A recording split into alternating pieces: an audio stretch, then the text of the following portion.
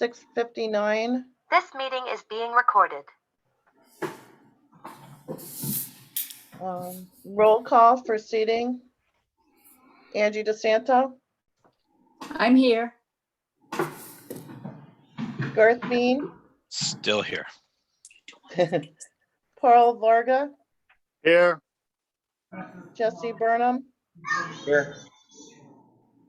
and Judith Austin.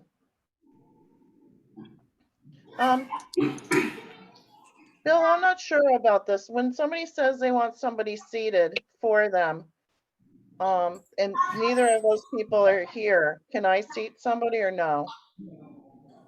Yeah, I believe protocol, you go on and you can certainly ask for consensus of the board if you'd like. Seat an alternate that is here. If the Okay. person they've designated shows up in the interim, then you can seat that person. But I think protocol would be you'd go on to the next person that's in attendance. Okay, well, let me make sure they're not here. John Kopak,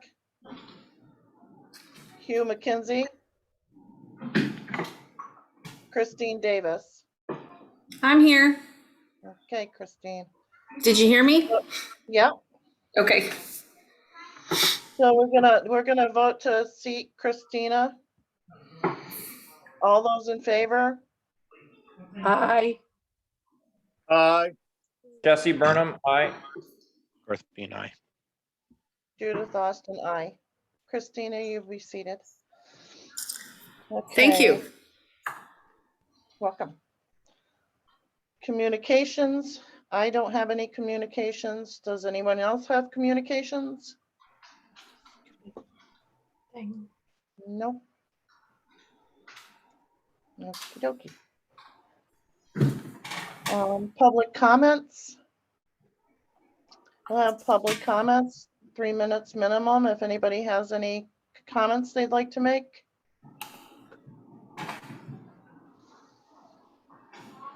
Okay.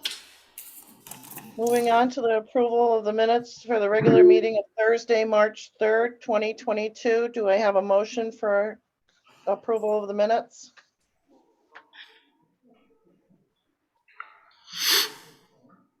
Angie DeSanto, I give the motion, whatever. Paul Do I have Varga, a I'll second the motion to approve the minutes.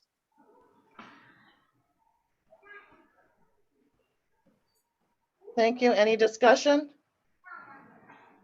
So I didn't see minutes. Were there minutes? They should have 'Cause been. I checked my email. I didn't see them. And so then I went on the town website, and the only thing that's on the town website is the motions. It's like a weird document that just lists the 2 motions that were voted on. Yeah, so what we're doing now is we're just putting in the motions and the numbers and the things that are really required to put into the minutes as to make it simpler. So they should be on the website. Did they get emailed out? They should be on the website for posting, I think. No, I know, but I'm just wondering if they got emailed and I missed it. Well, I don't according to my thing, they got emailed out, but. Okay. What was I'm the date, looking up- Paul, that they were emailed? So I can look for them. Yesterday, Yesterday. yeah. Let me, and they went to the town yesterday as well. So the document that's on the town website doesn't list the attendees. Right, that's just the motions. That one, I know what you're talking about. That's something different. That's not the minutes. I'm looking right now, so I know she's on here, but she was really busy yesterday, so what, They didn't get posted, but I'll do it now. okay. So if, in that case, it doesn't look like, according to my thing, my email, it says they went out, but if people didn't get them and they're not posted, then I'll resend them, and then I don't know how that works, because I was gonna say, well, I'll make a motion that we just table it to the next meeting to do the approval, so people have time to read them, because we have a lot going on tonight. But Angie made the first motion, so it's on her. So So Angie, you want to take back your motion? Yeah, I take it back. You better, Angie. Oops, I wasn't on mute.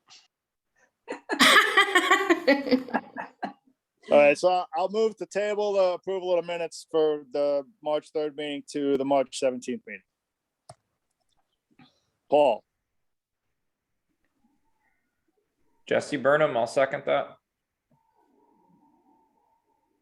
All those in favor? aye. Aye. Aye. Aye. Aye. Aye. Motion passes unanimously. And Judy, did you see it? Looks like John Kopek just joined the meeting. Where are you, John? Okay. John, are you on there? Yeah, I got here at 7:01. Okay. So does that mean I have to unseat Christina Davis for John Kopek? Oh, no, that's fine. Leave her seated for me. I don't care. Okay. I don't know how long my signal's gonna last where I am, so that's fine. Okay. I'll try to Alright. do my best John Kopek voice. I was Okay. trying to be like Garth. Did that work? Was I funny like Garth? A little deeper. Okay. All right. Number 6 is the selectmen update. Mr. Folletti. I'm going to pass on that right now. I think we've got a long enough agenda and you'll probably be hearing from me enough before the end of the night. Okay, so we'll move on to new business. The first one will go for youth services. Please introduce yourself. Hi, I'm Melissa McDonough. I'm the Director of Youth and Social Services. Hey, Melissa. So could you give us a little briefing on what you actually do and where you live? As far as, what buildings, are you in the town hall? Do you go to school? Just give us a little bit of your life in So Ashford. I work at Town Hall on Monday and Tuesday and at Ashford School on Wednesday, Thursdays, and Fridays. I do lots of different things. Any kind of social services, from heating assistance to emergencies, healthcare, insurance, really any kind of social service needs. I run a diaper bank. People need food. I'm the Salvation Army representative for the region. It's pretty much any need that somebody has social service wise. And then at school, I work with children in pre-K through 3rd grade doing small groups and individual sessions. And then I do mindfulness education in those same grades, and then the WINGS program for the 6th through 8th graders.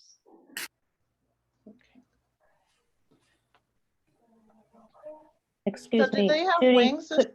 Judy, could I just interrupt for a second? Could everyone Sure. please mute your microphone, because we've got a lot of paper rattling and background noises coming to the forefront. Thank you. Thank you. Where'd she go? Melissa. I'm still here. Okay. So with the wings, did you have wings last year or any programs last year for the kids? Or is it you're getting back to it this year? So we didn't get to do our out of school program where we take them to like hole in the wall with the Boy Scout camps, but we still did. Our 8th graders still meet weekly for flight, and I teach a flight class every week.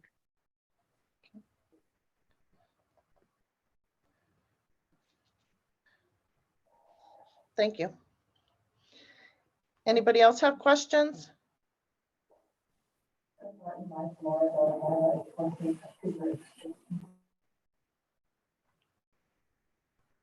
Did somebody say something?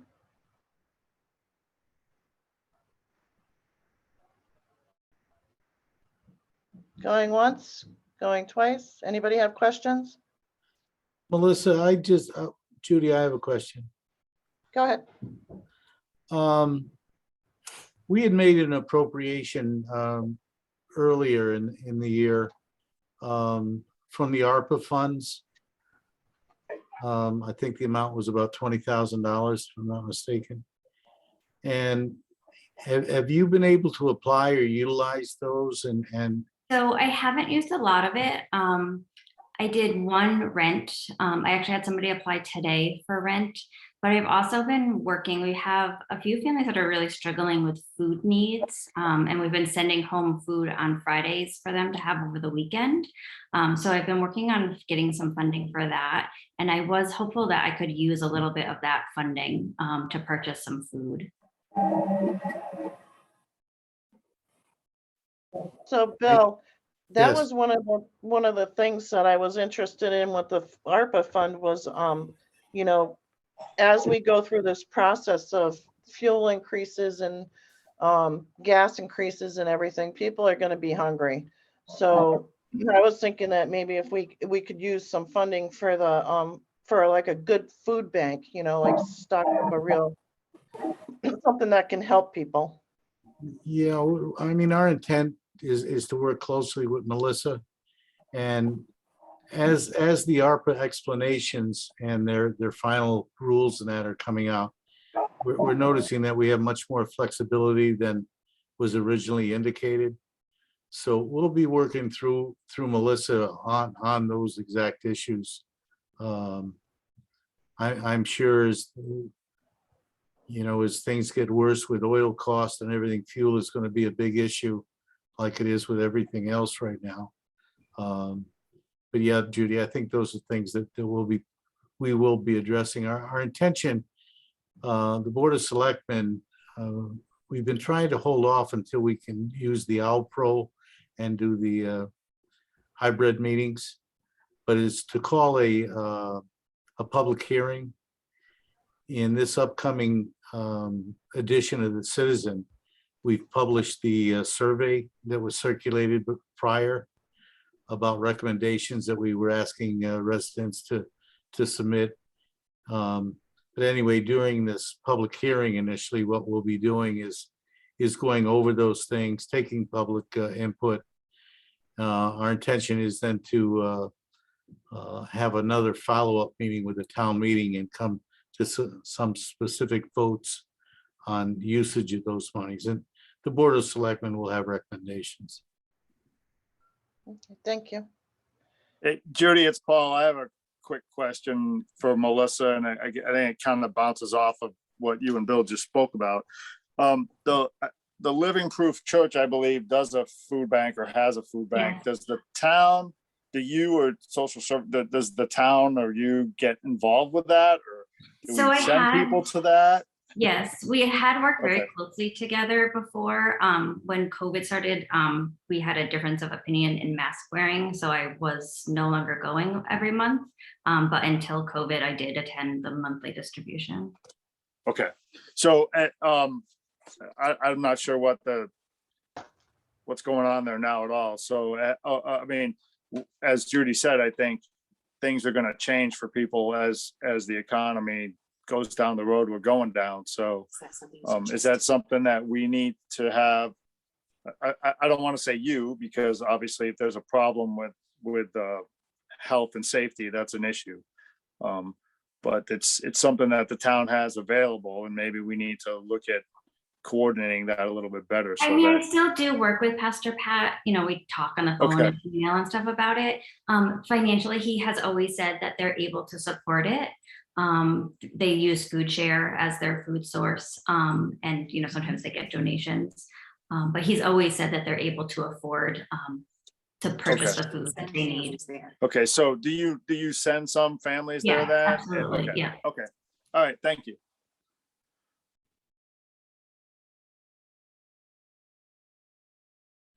Off the top of your head, Melissa, do you know how many families that you actually help outside of the school?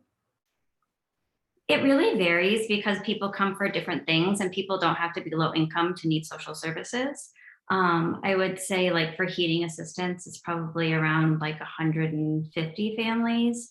But I would say maybe 400 families altogether for different things. Thank you. I think Catherine has her hand up. I don't see hers. Hang on. Catherine? If Melissa could explain just briefly how the heating assistance program already works and where that's funded from? Oh, sure. So the heating program is a federal program. It gets split up into different agencies throughout the state of Connecticut. Our CAP agency is the access agency. So I'm an outreach office. It's based on number of people in your house and your income level. And based on that, you'd be assessed a certain amount of money for the heating season. And once you've used up that amount of money for the season, which this year goes till May, you would no longer have any funding for, so it starts in November and it goes to May. Typically it goes to the March, but because of COVID, they got extra federal dollars, so it was able to be extended this year. Nice job. Thank you. Anybody else have any questions for Melissa?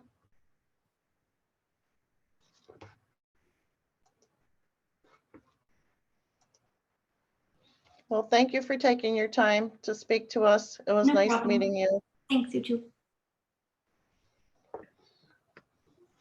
Do we have anybody else that's in a hurry to get out? We can change this. We have the library, the rec department of works and public works, excuse me. Yeah, if we can get it over and done with, I would like to get it done as quick as possible. Who is this? That was Joe Kalinowski. Hi, Joe. Hi there, Judy. Nice to meet you. Nice to meet you too. Too bad we couldn't do it in person. No, if you're around after 5:30, I can come over to the shop. Or You on the guys have weekend. any questions for me? I did. I just got to find them. If anybody wants to start, you can go ahead.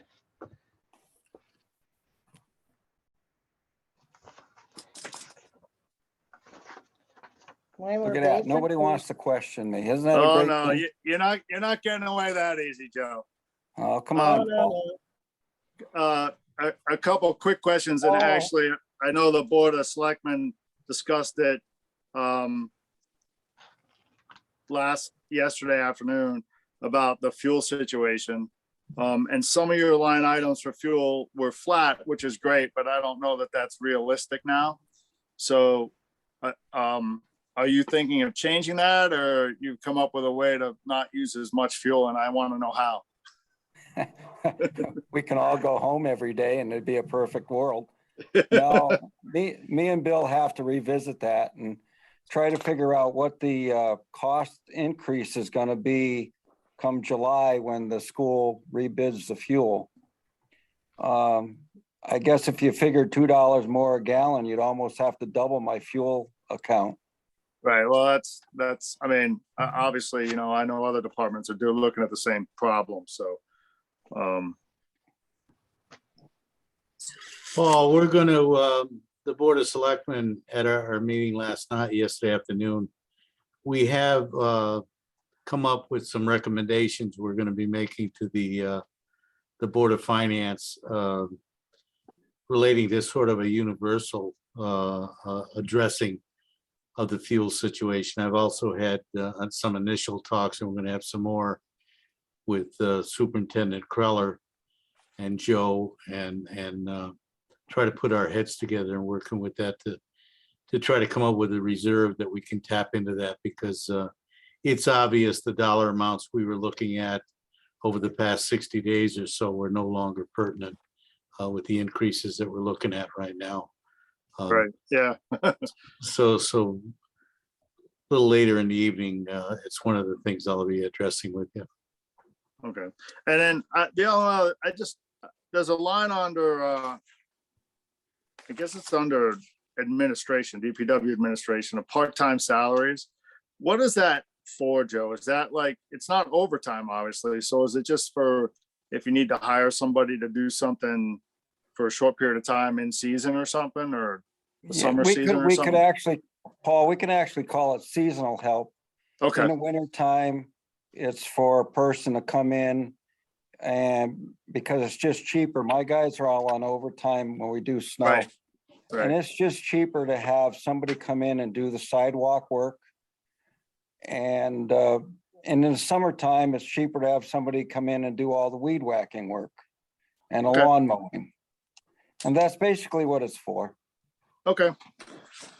That's it for me. Thank you. Or, you know, if there's a big storm or hurricane or some catastrophe, well, then I have these people come in, or like when we're paving and I need an extra hand, they come in. I only have one extra guy that I call. Paul, if I might just, or Judy, if I might just comment on that. Go ahead. We did meet with our union rep this year. And they made an exception that we could use that part-time out. There's a limited number of hours per contract that we could utilize that.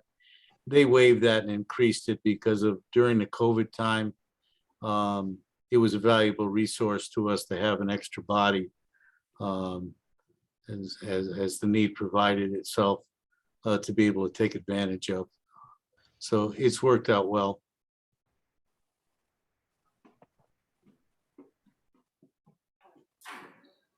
Can I ask a question? Absolutely. Great. Hi, Joe. My name's Christina. How are you? I'm good. Good. Just a bit of background, because I just don't know much about your department. How many people do you have? What's the head count? I have 5 employees in DPW and 2 at the transfer station. Sorry, 5, that includes the transfer station? No, and 2 at the transfer station. 2 at the transfer 7 in station. all. Got it. And then in terms of this year that we're in right now, because I know like sometimes if we get a ton of snow, that means we have a overtime heavy year. And you know, where has this year fallen so far in terms of Overtime heavy. Most storms have been Saturday and Sunday. Oh, okay. So there's no like magic money that is left over from your budget for this year because it's all been spent. Only if it doesn't snow. We had a good year last year. This year is not so much. This year's not good. Okay. Thank you. I think that's the only questions I had. Thanks. Welcome. Thanks, Christina. So Joe, I have one question. Last year I'm looking at our financial statements from last year. It was the auditor's June 30th book, but it says for property services that we had gone over budget. Was that unusual for you? In property services? Yeah. Um, And what do you remember, like what was going on? No, not with property services. That would be repairs on buildings. Well, you know, there's a lot that we get involved with. Might have been boiler repair at the town office building. And of course, you know, we're going through that upgrade with the air handlers at the town office building. All the heating and air conditioning. That could be involved in that.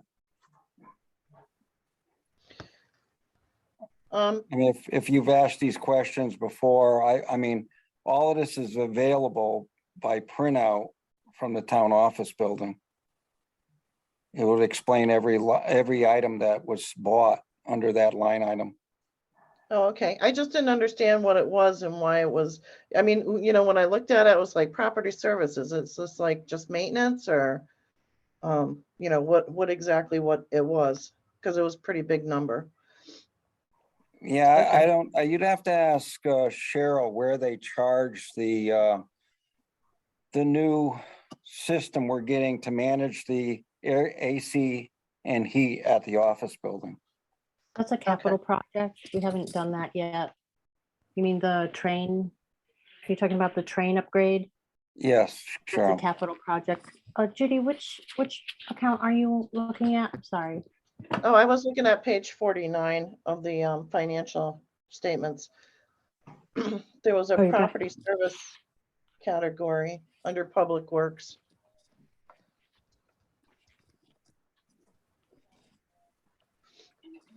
Anytime you have questions on the audit report, feel free to email me so that we can be prepared to give you the answers at the meetings.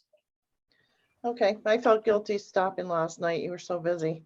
Well, I was in a meeting. I forgot a I few was of my trying to questions. listen out of both ears. Yeah, I know. Property services for Public Works. Professional and technical services? No, property services. So that's going to be a bunch of different account numbers. I'd have to look back and see which items those referred to. Okay. Not a big deal. It's just a slightly over. That's all I have. I'm easy on you, Joe.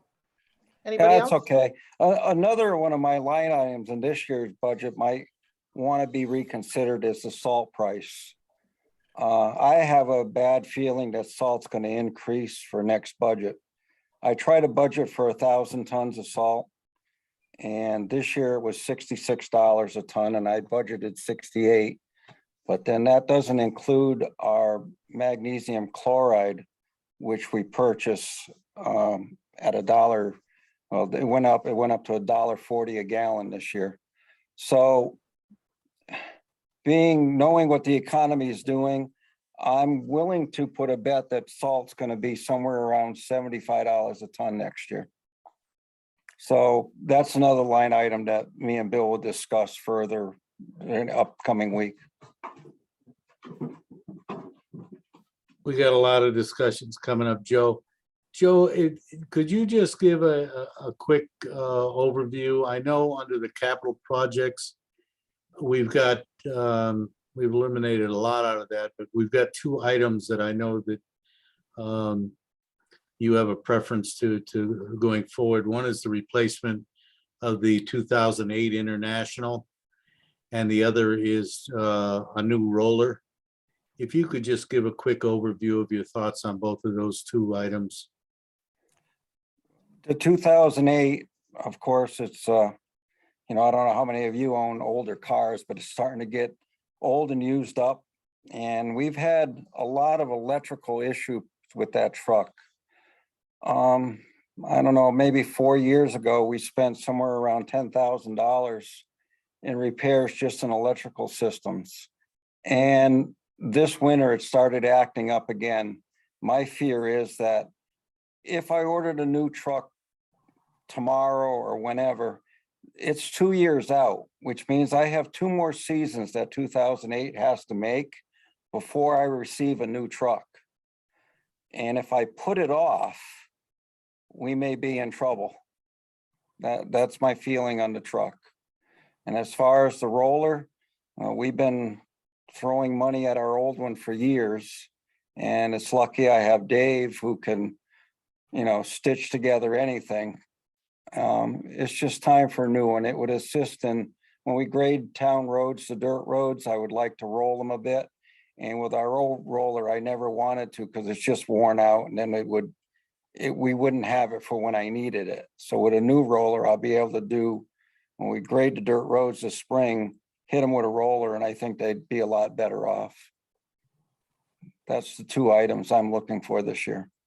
The truck, we wouldn't receive that for 2 years if I ordered it on this budget. So I don't know if you could offset the payment for that, or if Cheryl would still have to go after financing now, just like we did with the fire truck. No, I have can't. no idea how that works. Yeah, you can't finance it until you have an invoice with, you know, the information specific to the vehicle. I didn't get financing for the fire truck until we had an invoice with information on it. So we couldn't really do that. Right, so we would be almost 2 payments ahead when we received the truck, or you would have 2 payments in that line item for 2 years without receiving the vehicle. Right, so like what we did with the fire truck is it was a whole year. We were in the next fiscal year after having budgeted for it. So I used that year of capital project money that we carried forward as a principal toward the principal and brought down the amount we had to borrow. Well, that's basically what would happen with this too then. Yeah, Joe, I really don't think there's anything we can do until we get town approval for that in the budget right now. Just another comment about the roller. It meets none of the updated safety requirements. For instance, for roll bar and signals and stuff like that that are required on equipment now by OSHA.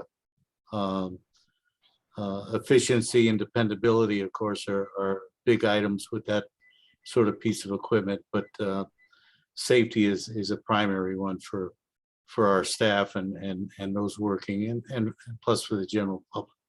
So I know on the capital improvement committee, that's why we intended to go ahead and we recommended those be included in the budget, both the truck and the roller.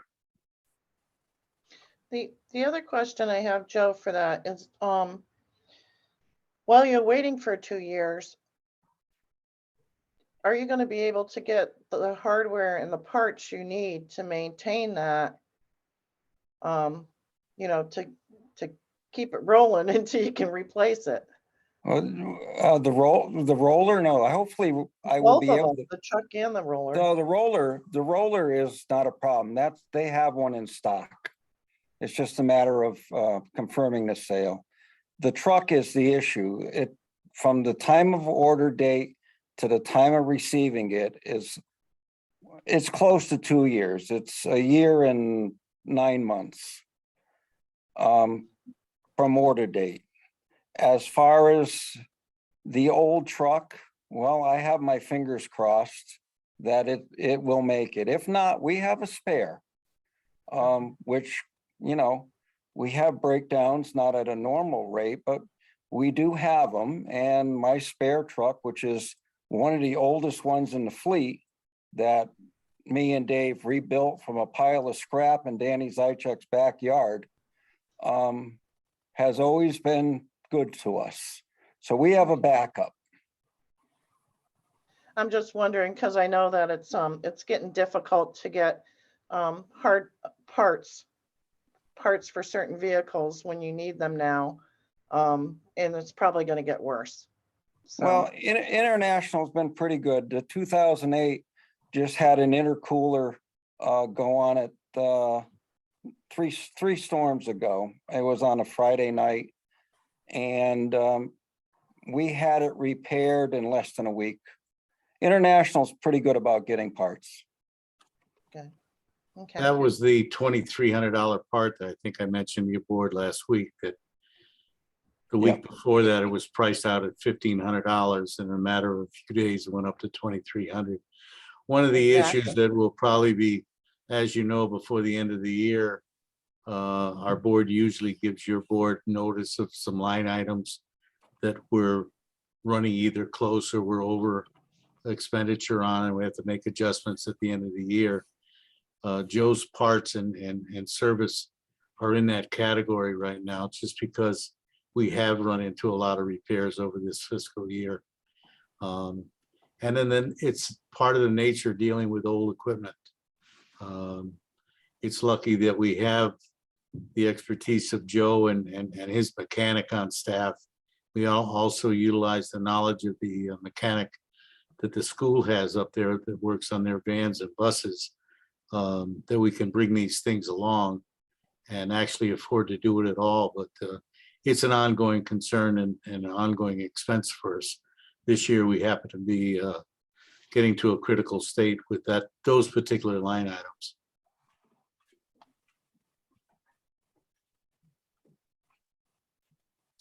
Well, we appreciate you, Joe. Anybody else have any questions? Just remember, without me, the roads don't get repaired Yeah, we know. and the snow doesn't get plowed. So keep cutting my budget and we'll get less done. I just have one, I have one question. I'm not sure it's for Joe. So Who was that? It's John. John? Go ahead, John. Like I said, I'm not even sure this is for Joe, but the only thing I noticed in there was electricity for the town office building was a lot more of an increase for that one building than any of our other buildings. I didn't know if there was something different going on there, if maybe we're using heat pumps for heat now, or. Well, solar panels could have a lot to do with that. Bill, wasn't it a month ago, we just found out that one complete panel was not working and they came and repaired it? That was the town office building, and what we found out was that 30% of our solar panels, for some reason, were inoperative. Actually, the on-off switch had been put on off, and it's kind of a puzzle how that happened. That may have contributed to that, John. Okay, so then is that increase necessary then if we're back up to the full solar? I'll be able to let you know after we get the next bill in. Okay, sounds good. Thank you.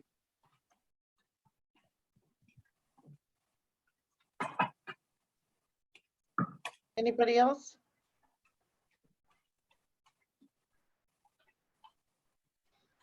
Thank you, Joe. Oh, you guys are welcome. Thanks, Joe. Get some sleep. It's gonna snow this weekend and worse. Yeah, no kidding. Yeah. Yep. So they say. Hey, guys, well, I'm gonna probably listen in for a while. I'm gonna get rid of the video. All right, Joe. Thank you. Probably help you sleep, Joe. Just teasing. Judy, I see representatives of the Babcock Library are here. You might want to. Yep, they were next on the list. Okay, please introduce yourself from the Babcock Library. I see your lips moving, but. Gonna have to unmute. The dogs were making noise, Bill. Pam Summers. Hi, Pam. Hi. Nice to meet you. Nice to meet you too. And this is Carol Ann McMaster. Sorry, my internet is freezing for some reason. I'm the library director. Jean McCarthy, member.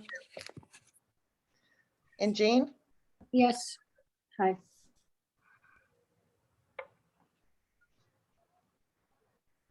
If Welcome, I stop guys. talking, it's because it's frozen, okay? And just give me a moment to unfreeze it. No, you're fine.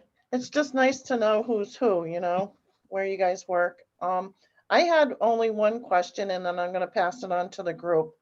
But I looked at your budget and the friends, there was a category of friends for 2021.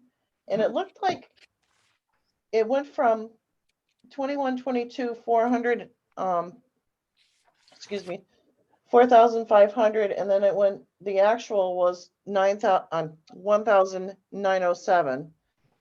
What is that? What is the Friends? Is that a donation thing or is that a, Yeah, the Friends of the Library support library programming and library activity that the budget doesn't cover, as long as the Friends have money in their bank accounts to cover it. So what they did was, right before the pandemic, they had the wine tasting, which they raised a pretty good sum of money. And usually they give that to the library. During the pandemic, they did not have the wine tasting. So we, of course, didn't get that money. And they also pay for programs. And with the pandemic, my type of program changed from in-house to out-house, so that the kids programs weren't the kids didn't come in and do them. I and my staff make the kits for them. We had to purchase the kits and send them out. So it was a different way of us achieving our same thing on a different budget. We spend more money when the library is open and can have in person than when we only can have out person. If that explained it. No, that was awesome. Thank you. Anybody else have any questions? Catherine? No. Carol Ann, and Jean and Pam, it's my understanding that over the past year that you were able to get at least a grant or some grants that also were helpful not only to the library, but to the town. And one of them was the charging station. Can Yes. you at least let these folks know what that was? Since the pandemic forward to now, I've received and written $90,000 worth of grants, which I have received. Those grants, one of them is sitting right out your window there. It's the solar charging station. Catherine and I and Bill got together and sorry, my phone is ringing.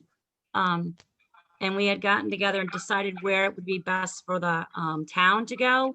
And we decided, I still kind of wanted it like in eyeshot of the library, but I wanted to be where it could be most needed. So we decided to put it over on the town side, right up that set of stairs, because that's where your emergency shelter is. So if you needed people to be in your emergency shelter, they could still get outside. If you didn't have power or didn't have enough power, they could hook our solar charger up to their phones.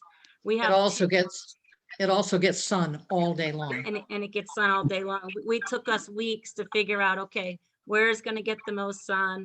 Where is it going to be okay for Joe and his guys to snow blow and all that kind of stuff? And that's where we chose. I also got a grant prior to the pandemic, and it was from the Black and Hispanic Caucus for multicultural program within the library. So I got $25,000 the first year, which infused the nonfiction and the fiction collection and the picture book collection in the kids' room. During the pandemic was the next $12,500 that we got. And that was from the same grantors, the state or the judicial system. And that one was to pull those materials that we got to life. So we bought some camera equipment and some book editing equipment, and my staff would fix the books so they could go onto YouTube, and I would read the books as if you remember seeing Reading Rainbow, that's exactly what we reproduced was the Reading Rainbow the theme, which was kind of cool. Also, the grants paid for so that when our then first selectman, Catherine, came to me when the pandemic was really gone kind of crazy and said, are you guys set to try to reopen? And my grants paid for that. It paid for the $1,500 of air purifiers we have in the library. It pays for the 2 hand sanitizers. It pays for that giant mailbox you see in our book drop. It pays for the wagons and all the things that kept us safe and is keeping us safe. Our enclosure that goes around our circulation desk, it wasn't in our budget. And to pull the library back to being open and moving our computer stations over into a section that they're now separated out so anyone can use them, that want to use them. We also got some grants so that I could send our wireless internet out of our window. So if you're sitting in the parking lot between the library and Cumberland Farms, there's internet out there on the ground, which we didn't have before. We have those 2 beautiful picnic tables out front where we're going to do some programming in the fall and the summer. And it really just got the library everything that it kind of needed beforehand, but it did it in a great way. So, Are you talking about combined grants or one particular grant or? I want to say it was around 9. I'm kind of a grant guru, you know. Libraries ask me if I'm a very good grant writer. Libraries ask me if I'm going to apply, and if I say yes, they don't bother because I'll get it and they won't. Nice job. Thank you. Thank you. You know, I just wanted to say just 2 or 3 things. We wanted to thank Catherine from when she was first selectman, and Bill, now that he is first selectman, for getting our elevator fixed. We greatly needed that fixed badly. And now our patrons who have young kids can now come upstairs, and our elderly patrons can come upstairs. And thank you very much. And for Joe over at the DPW for coming and helping me when I desperately need help. Thank you. Well, you're very welcome, and thank you for your patience there. I can't say, I kind of ran out of patience with Otis, particularly towards the end there, but yeah. Bottom line, we got it fixed. But Yes. again, thank you all for your patience on that. Thank you. Very frustrating. Anybody have any questions? Judy, it's Paul. I have a couple. Hi, Paul, go ahead. Okay, I'm not sure which one of the three will need to answer this. So, under the operating expenses, we have mileage. What is that for? Is that to go to meetings or to move books? At this point in time, before the pandemic, it would have been to go to the directors' meetings or to workshops or to pick up books at a different location. Right now, it's used for deliveries mostly of books and other library materials to town residents. So 1 or 2 days a week, I jump in my car with staff loads and I go from point A to point B all the way back around the library, you know, back to the library. Or if we need to make a run, many of our book distributors still aren't fully up and operational. So if we need to make a run out to Barnes and Noble and get the latest, greatest sellers and then bring it back. Okay, with the current fuel situation, is there any thought about trying to coordinate maybe with other groups or town departments, or because I can see that? Just a question that comes to mind. Well, as the library, you know, there are certain rules that go into play when you're giving patrons their books or library materials. It's supposed to be kind of kept between the library staff and the person requesting it. So, Okay. I mean, I do pretty good at, you know, I start from the library and I make a giant circle and I end up coming back to the library. And we are only delivering to homes where the patrons aren't leaving. You know, they still have food being delivered. They still have food being delivered in their garages and a spare refrigerator and a spare box. I Okay. deliver to an empty car and it sits there for, you know, 2 days and they throw what they're returning back to me in that thing. And that's how it kind of works. You know, I think now Ingram, who's one of our book distributors, has another distribution group open. So I think we'll be, you know, we're going to Barnes and Noble probably once every other month when we were desperate. But I think that's kind of settled down. And I have 2 patrons on our delivery list that now that, you know, some things at home have changed, we won't be delivering to them and they're a little further out. So I think that'll help a little bit. Okay, I didn't realize we were delivering books. Yeah. And then in that same group, there's a cell phone. You provide a cell phone to somebody? No, we actually have a library cell phone. So we have the main phone and we have our cell phone. The cell phone, we're able to, if you call up and you haven't been in the library in, you know, a little while, and you want a cookbook, for example, and you don't have internet at home, rather than me sit there and go through every single book in our catalog, I can be on the phone with you, go over to the cookbook section, and I can go right through the ones that we have. And then you can say, yeah, I want that one, or no, I don't want that one. It also works so that if I need to do something downstairs on the first floor, I can work downstairs and still be in contact with my staff upstairs, relaying messages to them, because my cell phone, which is T-Mobile, excuse me one second. I'm busy right now. Thank you. And so my cell phone that I personally have doesn't work in the building. I have T-Mobile at Rots where I'm in. Can't help it. So that's what we use the cell phone for. Or if we're outside doing a program, instead of one of us running all the way back up, the stairs, because we didn't have the elevator, and then back down, we could just call somebody and they could bring whatever we wanted out.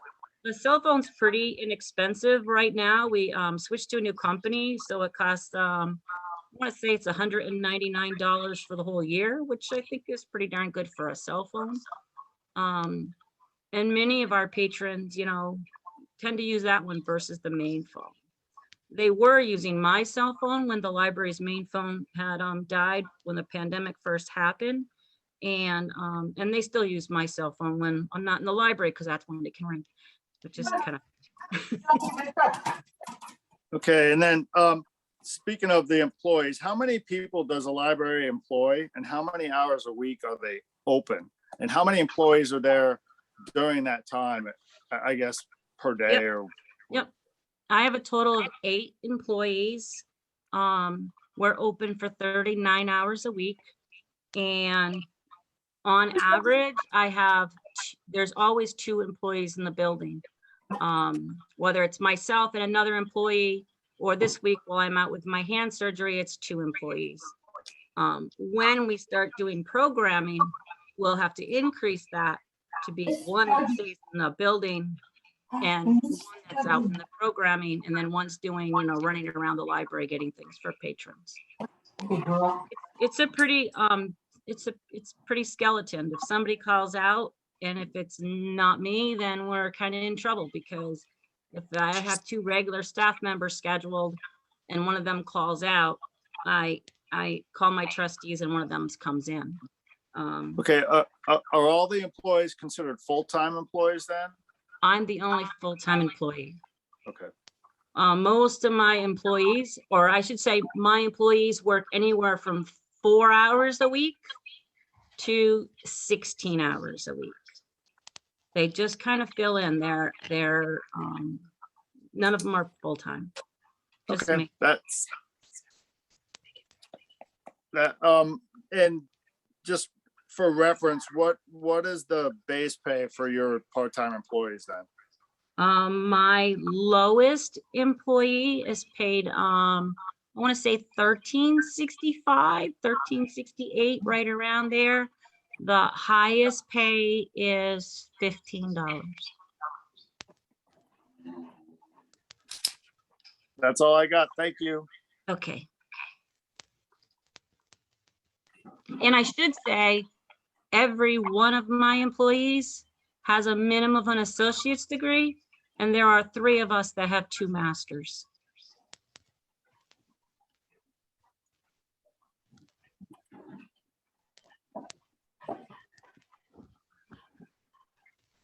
Does anybody else have any questions?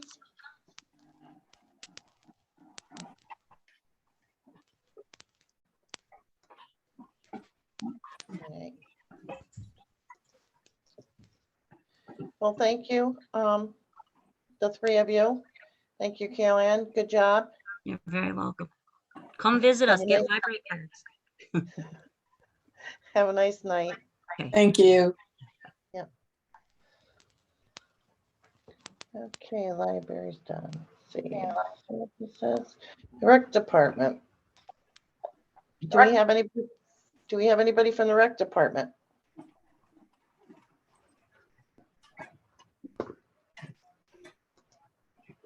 I don't see anybody, Judy. I don't either. Okay.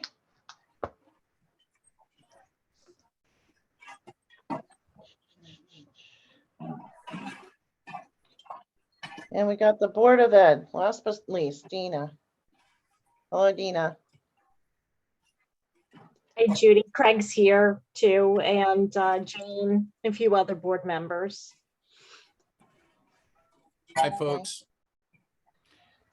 I want to Hello. start tonight with a few thank yous. I'd like to thank the Board of Finance for approving and increasing the non-lapsing fund from 1% to 2% and moving the entire 155,378 over to the non-lapsing fund. As soon as that money is moved, I will be requesting that the Board of Ed approve a transfer to capital for the specific purpose of removing and installing a new oil tank. And I want to say this is a great example of really all the boards and commissions in town working together. Good use of the money, something we have worked on together for many months. So thank you for that. I also want to thank Ms. Charzan, our business manager, for preparing many of the documents you have tonight. You should have hard copies. I also sent them electronically to Mr. Vargas. And with me tonight is our board chair, of course, Jane Urban. I also see board members Kim Kowatli and Jennifer Lisinski, and one of our administrators, Ms. Polly Borishevitz. So we're all prepared to answer your questions tonight. We worked hard to give you as much information as you possibly can to make a good decision. I stick by the presentation that we made to the Board of Education on February 10th and the presentation we made to all of you shortly thereafter. We will not be asking for the 7.64. We know now we are going to get the insurance savings that we were expecting, which will bring the budget down to 5.21%, as Mr. Kopech correctly surmised. We had hoped that that number would even drop below 5%. We were expecting some savings in energy. You know, from the Ukrainian crisis and what's already been discussed, we are not going to get the savings in diesel or home heating oil. And I just want to share with you some information. We burn consistently 41,000 gallons of diesel fuel, significant amount. Home heating oil pretty consistently about 34,000 gallons per year, and gasoline about 4,000 gallons per year. So I fully support First Selectman Folletti's contingency fund for fuel costs. And I don't think we should make any budget decisions for the Board of Ed based on the fuel, but rather use the contingency fund and stick with the 5.21. I do realize this is a significant increase at a time when people are experiencing a tough economic hardship. However, we are entertaining multi-year budgets. We're looking to the future. I can envision future budgets being somewhere between 0 and 1%. We do know we need to make some cuts, quite honestly, perhaps in personnel, and funnel more of that money into the classroom, into teaching and learning. But with that being said, we would ask that you fully support the budget and that we can move forward academically. So thank you. And I want to open the floor to questions.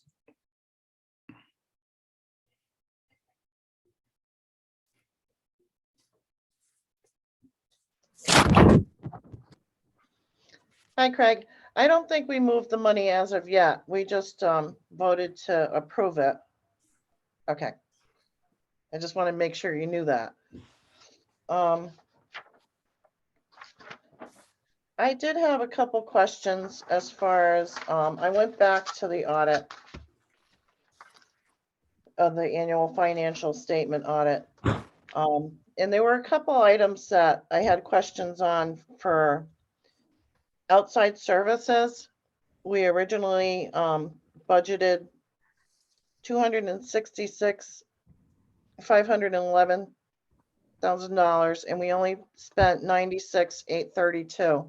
I was wondering, I know you weren't here and this is not, you know, something you guys did, but I was wondering exactly what that category is and what it's used for.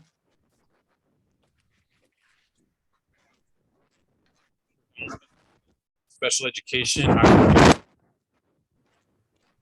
I can't hear you. You're kind of. Outside services is predominantly special ed services, occupational therapy, physical therapy, and speech pathology. We do have 3 outside contractors that we're currently using.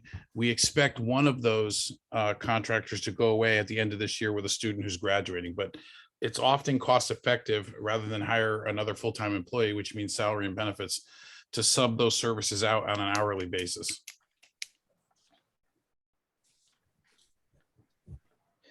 So back then when it was originally budgeted, like I said, it was 266,511, and we only spent 96,832. Did we have less students? Or less people? Yeah, that's totally case dependent on the number of students who need the services. So it can change from year to year. Absolutely. Okay. And then in the same area, I'm looking at the equipment. It was budgeted at 35,355 that year, and we spent 216,836,000. What type of equipment did we spend that money on?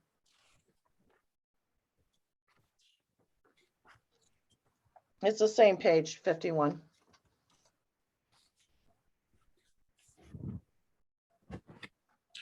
The bulk of that equipment is technology, MacBooks. That's the predominant purchase. Some furniture, but in the equipment tech line, it's elementary device. That would have been, Judy, probably the pandemic year. So that might have been computers to deal with the fact that we had kids doing distance learning, and I'm guessing. It would have been the second year, I think. Either way. Well, it would have been fall of 2020 to summer 21, and that was the year that, you know, half the school for most of the year was learning from home. So like I said, I think it was the second year. But Right, Judy. All right, as long as I know what it was, you know, what they spent it on, it's just a large amount from what they had budgeted. Yeah, this is Jane Urban, Judy, if you can hear me. To Christina's point, when we reopened in that fall, in what you're saying, the second year of the pandemic, over a third of our students were distance learning, and most of those students were provided computers by the school in order to enable that distance learning. The state required us to give everyone an option to do in-person or online learning. And so in order to meet the need for the large number of students that chose to do online learning, there was quite a bit of equipment that had to be purchased, but also purchased for the classrooms. So the teachers, many of whom taught hybrid classes, there were very few classes that had just in-person students. Most teachers had in-person students as well as online students.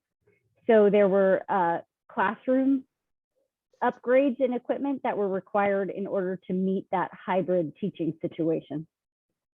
Okay. So, Jane, you had spoken about buying new tablets or whatever, one of these recent meetings. Did you cover enough tablets then, or are you speaking of buying more in the future? So I let Craig weigh in on the specifics, but as we go forward through time, we always need to replace computers. They don't last long, as you can imagine, in elementary school environment.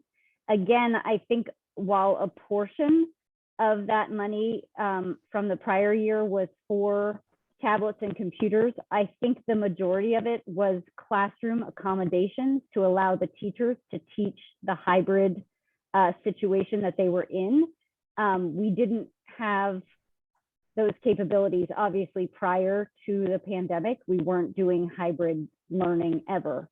So I'll let Craig address more specifically the future technology purchases, but we have no plan to do some massive bulk purchase of new computers. It's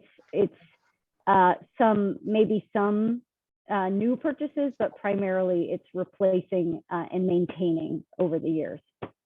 Craig? Yeah, Judy, that's a great question. Technically, we are quote unquote one-to-one in grades 5 through 8 with the new MacBooks. And we've just purchased padded cases so students can actually take those home. We're pretty excited about that, because to be truly one-to-one, the device has to be taken home. So we're excited about that. Moving forward, we will be looking at different types of purchases, perhaps Chromebooks rather than MacBooks because of the cost differential, and we'll be able to give them to each and every student. We're not quite there yet in a true one-to-one sense, but we're definitely moving in that direction and exploring more cost-effective options than the MacBooks. As you know, most of the towns around us use Chromebooks, as does EO Smith. A Chromebook at $200 to $300 is much less than a MacBook at $1,000 or more. So we're getting there. We just have to make smart choices.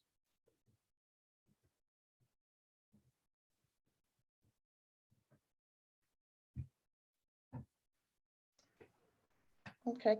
Anybody else have any questions? Judy, it's Paul. I have, I think, two. Go ahead, Paul. Craig, regarding the heating oil specifically, I know you had a gallon amount, which is great because it means we track it. But has there been any efficiency gained when you had to replace the boiler and they got a new heat exchanger last fall, I think it was, or spring? So has there been any kind of reduction? Have we seen any reduction that might help us in that? I'm just kind of wondering about that part. Paul, that's a great question. I ask that question 2 or 3 times a week. We have not seen a significant savings yet. The heat exchanger has not been installed yet. We are still waiting for that from the company from New Jersey. I would assume pretty confidently that the minute that is installed, it's currently leaking and on its end of life cycle, that we'll see the savings that we need in the home heating oil. Absolutely. Because of the lightning strike this summer and the flood, we do have 2 brand new boilers, all new circulators, hot water tank, many valves and switches. The system is really working optimally, and we have really consistent heat throughout the building for the first time in a long time. So the insurance claim / lightning strike was really a bonus for us in that we were able to revamp an antiquated system, but we still do need to install the heat exchanger, and that's where we're going to get the real savings. So we're expecting some savings there. We have a date there. Okay. Yeah, I know it's tough, but have they even projected a time when that might actually happen?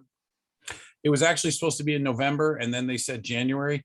But like most things these days, you have these COVID delays. These are one-off handmade type things that combine 2 boilers and 3 circulators into one system. It's a device that's the size of a queen size bed. It's not a pipe. It's quick.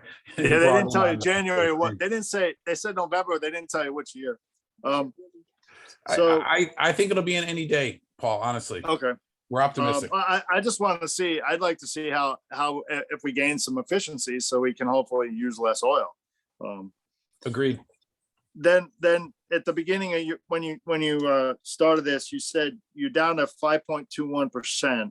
So my math brings that to like 416,831 and change. Is that an accurate number? No, that is the exact number that I discussed recently with Jesse Burnham and John Kopeck. You're right on the money with that. Okay. Would you repeat that number? Sure. 416,831.36. Is that right, Craig? Perfect. Look, E.O. Smith did me proud, or I did them proud, maybe. So sorry, so that's the amount over last year's budget? And Correct. that's the dollar amount, and it represents exactly what Paul said, a 5.21. 5.21. And that's the status quo, as you put it. Just the bulk of that increase is salaries and the associated benefits, and then a small, if you will, increase in fuel, basically. That's correct. We were very fortunate, and I again want to thank everybody. We were successful in our 4-month endeavor to lower health insurance costs. That number would have been 7.64, Paul, without the savings we're anticipating in health insurance. We did hire a new insurance broker. We put our bid for our work out to 9 companies. 3 responded. We're looking very favorably at the state partnership plan. Okay. Hey, real quick, just go back to the heat thing. What do you guys keep that building at temperature wise in the winter time? High 60s. Okay. I don't want the kids to get cold. I can't concentrate when I'm cold. So honestly, Paul, the heat is what teachers tell me, and even the custodians at night, the building's never been that comfortable. It's usually, 58, 60 degrees at night. Now it's a pretty consistent 70 throughout the whole building. So we're getting good heat, but we're going to get the savings when that heat exchanger is installed. Right. Okay, thanks, Craig. Yep.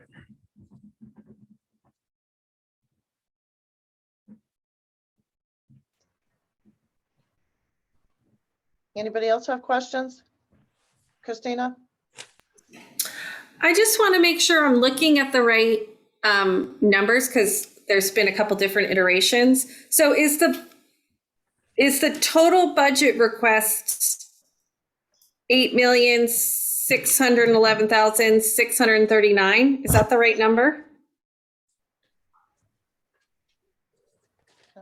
Christina, that was the original number, the 7.64% number. Okay.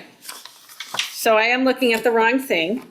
Well, no, that actually is the latest presentation. We've just been trying to keep it higher. Oh, wait. Okay. So that's the correct report, but the total is what is the total now? I can give that to you, Christina. Yeah.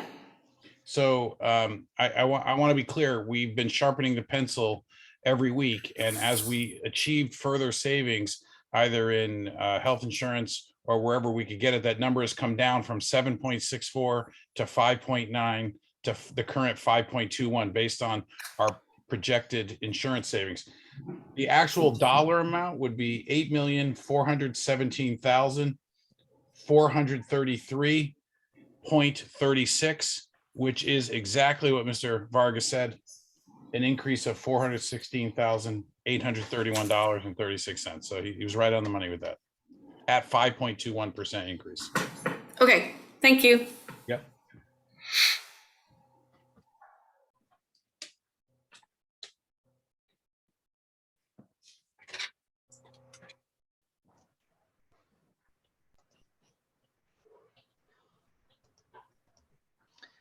I do have one more question. So, you had spoken about a 0.5 on the ESSER grant for the math person. Does that person work full-time?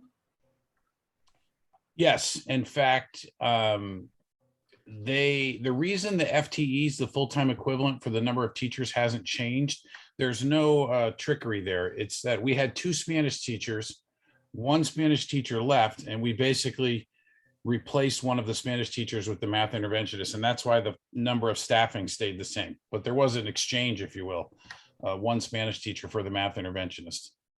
Okay. Does so the math interventionist that you were speaking of that you wanted, is this the same person or is there a different person? It's the same person, Judy, and they're already on staff. They started in September, and we had originally hoped to pay their salary out of a grant, but we really need that in local because the grant has to last for 3 years, and at that rate, the grant would have been expended. So we needed to move that into local and replace the Spanish teacher. We still do have Spanish. We still have 1 Spanish teacher. Okay. So when you're saying local, you put him under the Title I instead of the ESSR 1 grant? No, he's in this budget as part of the 44.45 FTEs of teachers. Okay. That person's in the current budget, Judy, and we're hoping to keep it for next year. Okay. Yeah, I was just looking at your email, the one that had the Title I. I was getting confused with the grants. You had a Title I and then you had the ESSR one, and both of them, we were talking about this math person. I apologize. The Title I person is the K4, and the ESSER one is 5.8. That's a good. I'm sorry, I misunderstood your question. Have 2. We have a K4 and now a 5.8. It's a K6. Yep. And they're both full-time. Yes. The Title I one has been there for many, many years. The new one is the ESSER grant person that we want to move into local to replace the Spanish teacher.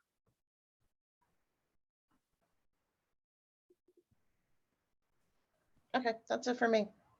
Thank you. Judy, I got a couple of questions. Go ahead, Bill. Craig, what is the budgeted amount for your average benefit package per staff up there? Believe it or not, it runs close to $23,000. I actually have those numbers that Dean and I actually reviewed today, and that includes the full cost of healthcare. It includes life insurance for our employees and some other benefits as well. It's interesting, Bill, because the cost might be a little bit lower to the town because I think your employees pay a higher percentage of the premium. The actual premium for the insurance is the same for the town as it is for the Board of Education, but I believe the town employees pay a higher share. So it costs us a little bit more money than it costs you to provide those benefits. How many paras do you have up there right now, Craig? We just gave our presentation to the Board of Education last week on special education. There are 13.5 in special education. That is consistent with Eastern Connecticut in the 11 to 14 range. That's very much on point. We do, however, have 8 additional regular or general education paras, which would bring the total to around 23. And what are the hours? How many hours a week on and I'm just asking for general averages. 7.5 hours a day. A 5-day week. Yep, so 37.5. Okay. Do they all receive the benefit package? Not all take it, but all are eligible, even the part-time people, and they receive a sliding scale of co-payment, if you will, and that's all based on collective bargaining agreements. Now, what do you consider part-time, Craig? There's really no such definition in the contract. Federally, it would be 32 hours. The state of Connecticut would be 30 hours. Most towns limit part-time employees to 27.5 hours to avoid paying the benefits, but anybody in the Ashford school system can receive healthcare insurance, even if they work 5 or 7 hours a week. So someone that would be working a 7-hour week would have access to a $23,000 average benefit package? Yep. Yes. Craig, did I hear you correctly though, where you said that there's a sliding scale on how much they pay based on that? There is, and the scale declines with the rate of pay. So actually the lower paid workers actually have a much lower copay into the insurance. Is that typical for a K-8 school in our area? Definitely not. It would be unusual for paraeducators in Eastern Connecticut to receive health insurance if they're part-time. It would be unusual to receive a 403B, which is a retirement plan. There are a number of other perks, if you will, in this current contract that are quite unusual. One other question, and I know, Craig, you and I have talked about this in the past, and particularly now that we're looking into perhaps changing our health carrier. But the town, for a number of years, we've offered an incentive if somebody's spouse or they had a retirement package from a previous job as an incentive not to take our insurance plan, our health plan, we offer $1,000. Are you doing the same at the school or something similar? So we do. If the person is on a single plan, it's $1,000. The higher plan or family plan is a $2,000 incentive. I would say quite publicly that perhaps that's not enough of an incentive to get someone to not take the insurance, especially when it's robust insurance. And if we do move to the state partnership plan, I would predict perhaps that more people would join rather than less because of the quality of the insurance. The so-called Cadillac plan? I know, and you and I have talked about it, and I intend on bringing it to the Board of Finance tonight in general comments. Consideration of a policy increasing that incentive dollar amount. I know we haven't, as long as I can remember, we haven't updated our incentive. And I think it's time that it would only make sense. I think we've got 3 staff. Cheryl, you can correct me if I'm wrong, that take advantage of that right now. I don't know if increasing it considerably, go to 3,000. I think you would even mention something a little higher than that, would certainly more than pay for itself if there were staff that would take advantage, and that would give them the incentive to do that. Yeah, I've seen insurance incentives as high as 6,000 to not take the insurance. Dina, do you have any thoughts on that? I'm not sure how high you would have to actually raise the incentive for people not to take the plan. Here at the school, anybody's eligible per se, so that certainly doesn't help us. The percent of the employee contributions are quite low. It's according to contract. But it's things we need to look into going forward. I think that the important thing to realize is that maybe we need to consider when we renew our contracts coming more in line with area school districts. Craig, Yeah, of the that's what I was gonna. $23,000 figure we talked about, what proportion of that is, and I know we're talking about generalities here, but what proportion of that is the health insurance share?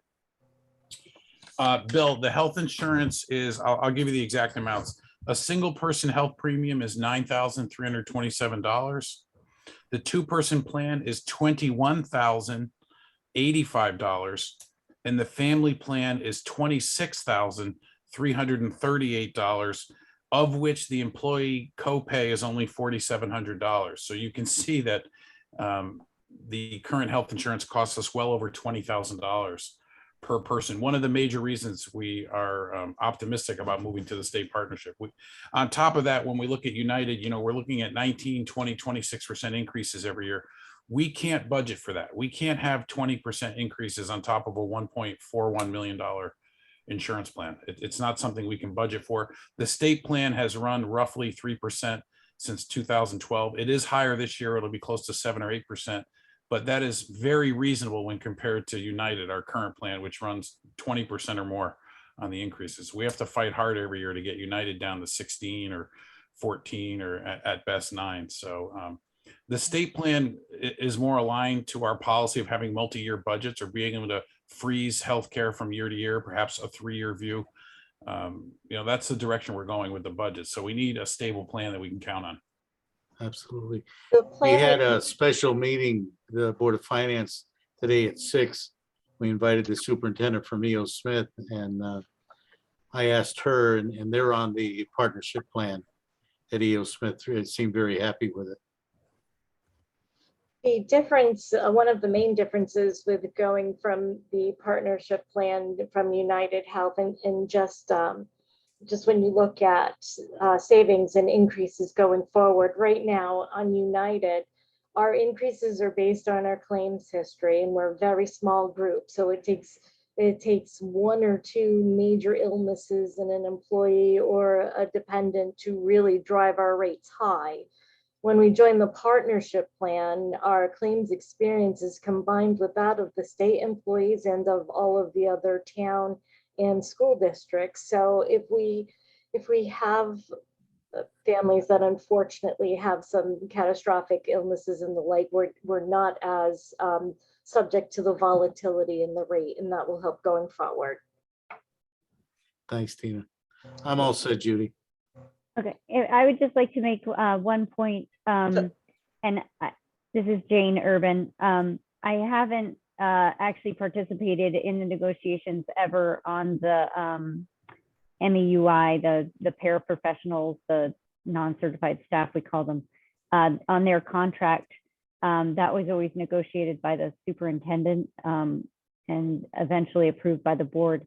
But my understanding, what we were told historically, was that the percentages and things matched what town employees received each year in terms of salary increases or insurance payments and those kind of things. So since the paraprofessionals tend to be much lower paid than the teachers, the decision by the prior superintendent was to try to match what the town employees were receiving in terms of benefits and pay raises each year. So again, going forward, that may not be our strategy, but just to explain kind of historically how that contract was developed.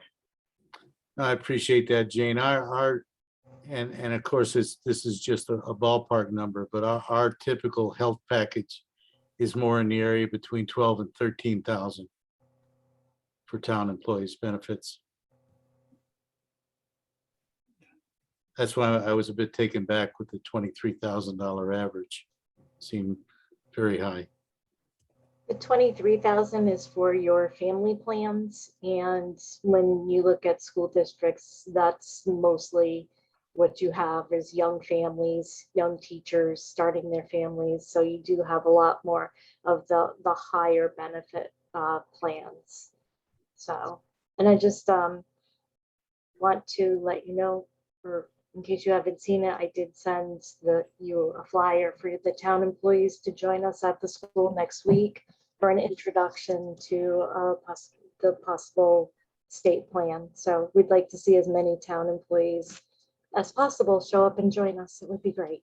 Yeah, in fact, I had a discussion with Darlene at the end of last week about, and she volunteered even to come out during our normal town working hours here and meet with staff at town hall. So you know, I think it's important. I know we've talked about this, doing side-by-side comparisons and addressing things of concerns some of our people have regarding pre-existing conditions and that sort of stuff. And I'm impressed with Darlene's thoroughness on it. I'm sure that she'll give a good presentation to you folks, and I may join you up there myself just to familiarize myself with it, but looking forward to that.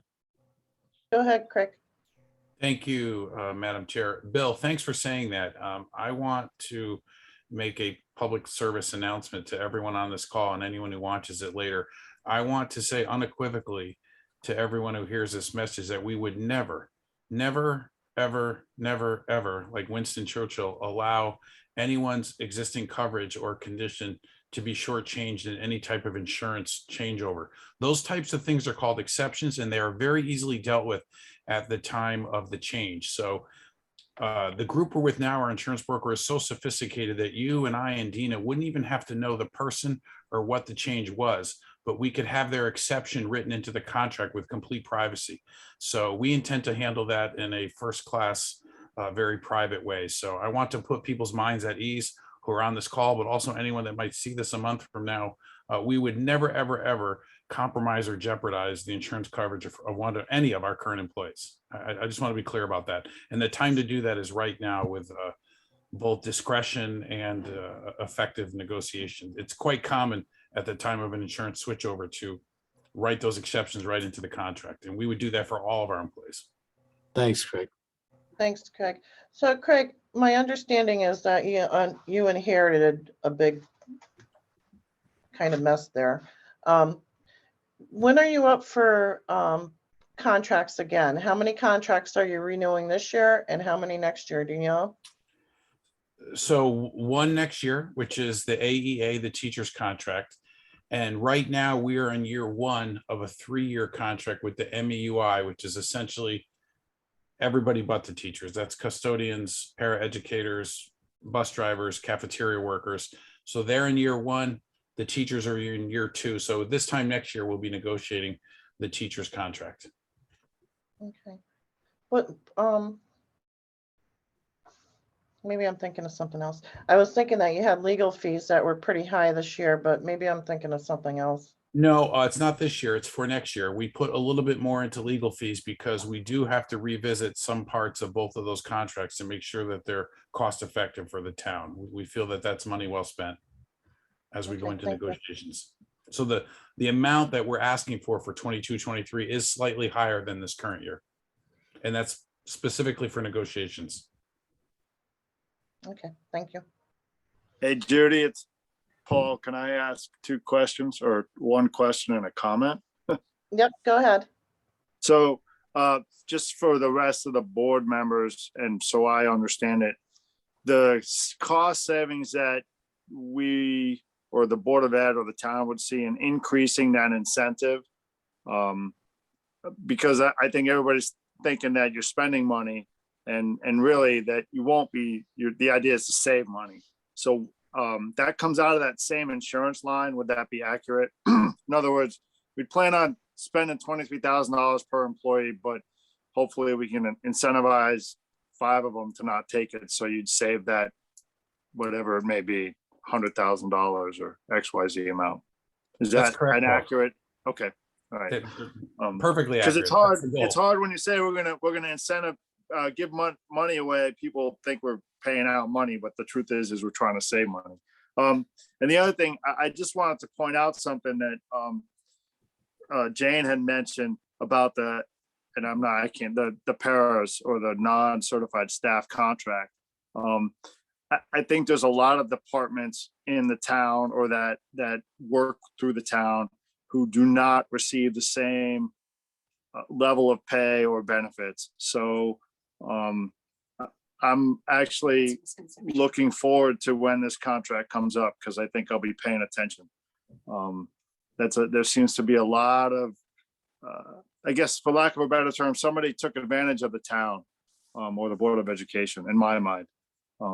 Because the library I just asked the library about what their salary staff or their employee staff pay rate was, I'm sorry. And it wasn't anything close to that. So, and they don't get benefits. So that's it for me. Thanks. Can I ask This is a John. question? I've got a couple questions. Hang on, John, go ahead. So the FTEs for the teachers doesn't change this year.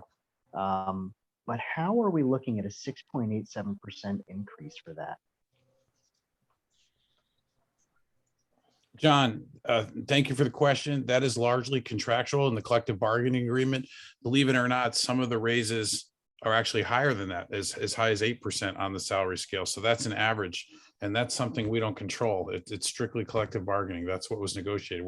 We're in the second year of a 3-year contract, and we'll be negotiating that in the fall and spring of next year.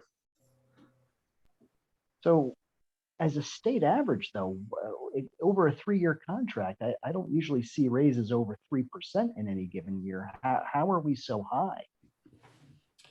I don't want to pass the buck or shirk your question. I was not here 2 or 3 years ago when that contract was negotiated.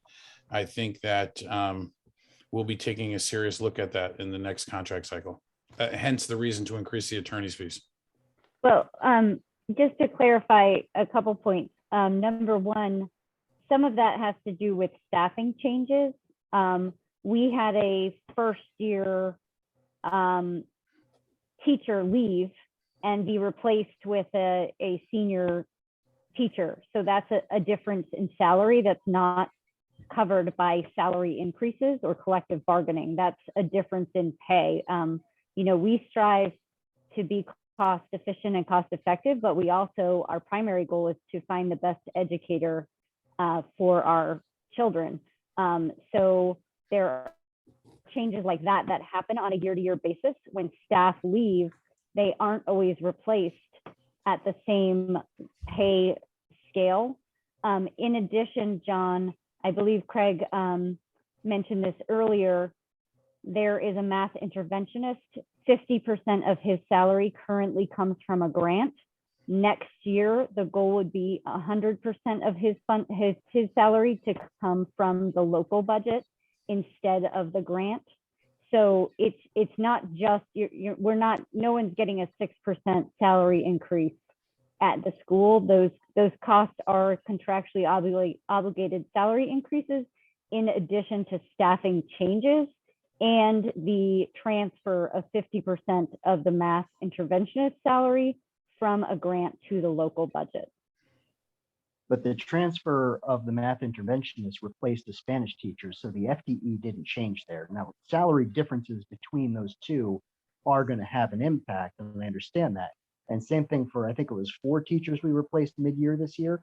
I understand that too, but those changes, even when you go from a rookie teacher to a seasoned teacher and still looking at a 6.87% increase, it seems like there's something more there. And I thought Craig said that there were raises that were above 6.87% for individuals within that. There were. Craig, can you Craig? correct? There's a teacher who's getting a 6.8 or higher raise. Craig, can you clarify that? Unfortunately, yes. The pool of money that was allocated to the teachers union was divided by the union themselves across the 13 steps in what we call the salary scale or the SEP raises. So there are people getting more or less raises across the entire salary scale. So some are getting a lot less than 2%, and some are getting, unfortunately, more than 6%. And however, I do want to clarify, I think Jane, both you and John were correct. When a teacher leaves at, let's say 55,000, I'll just make up a number. Sometimes you hire a teacher at 45, sometimes you hire a teacher at 65. You win some, you lose some on the trade. Our goal is always to get the best possible teacher, but there are some pretty significant raises across the current salary step schedule.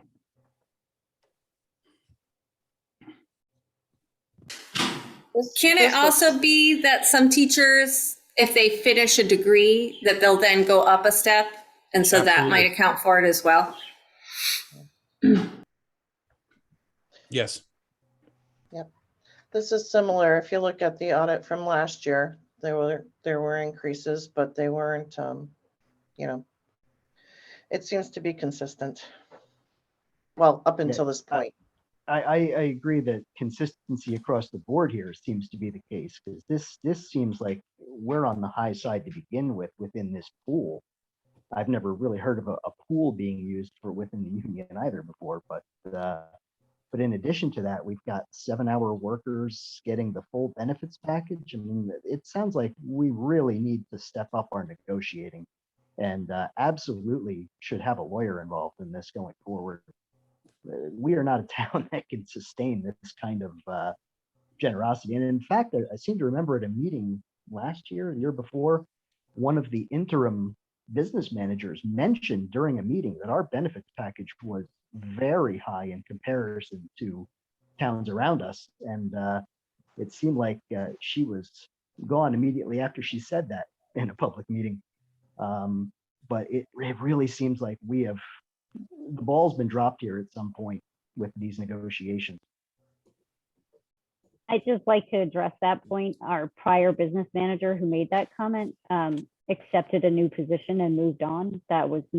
She was not forced out for raising a concern about the benefits package, just to be clear. Glad to hear that.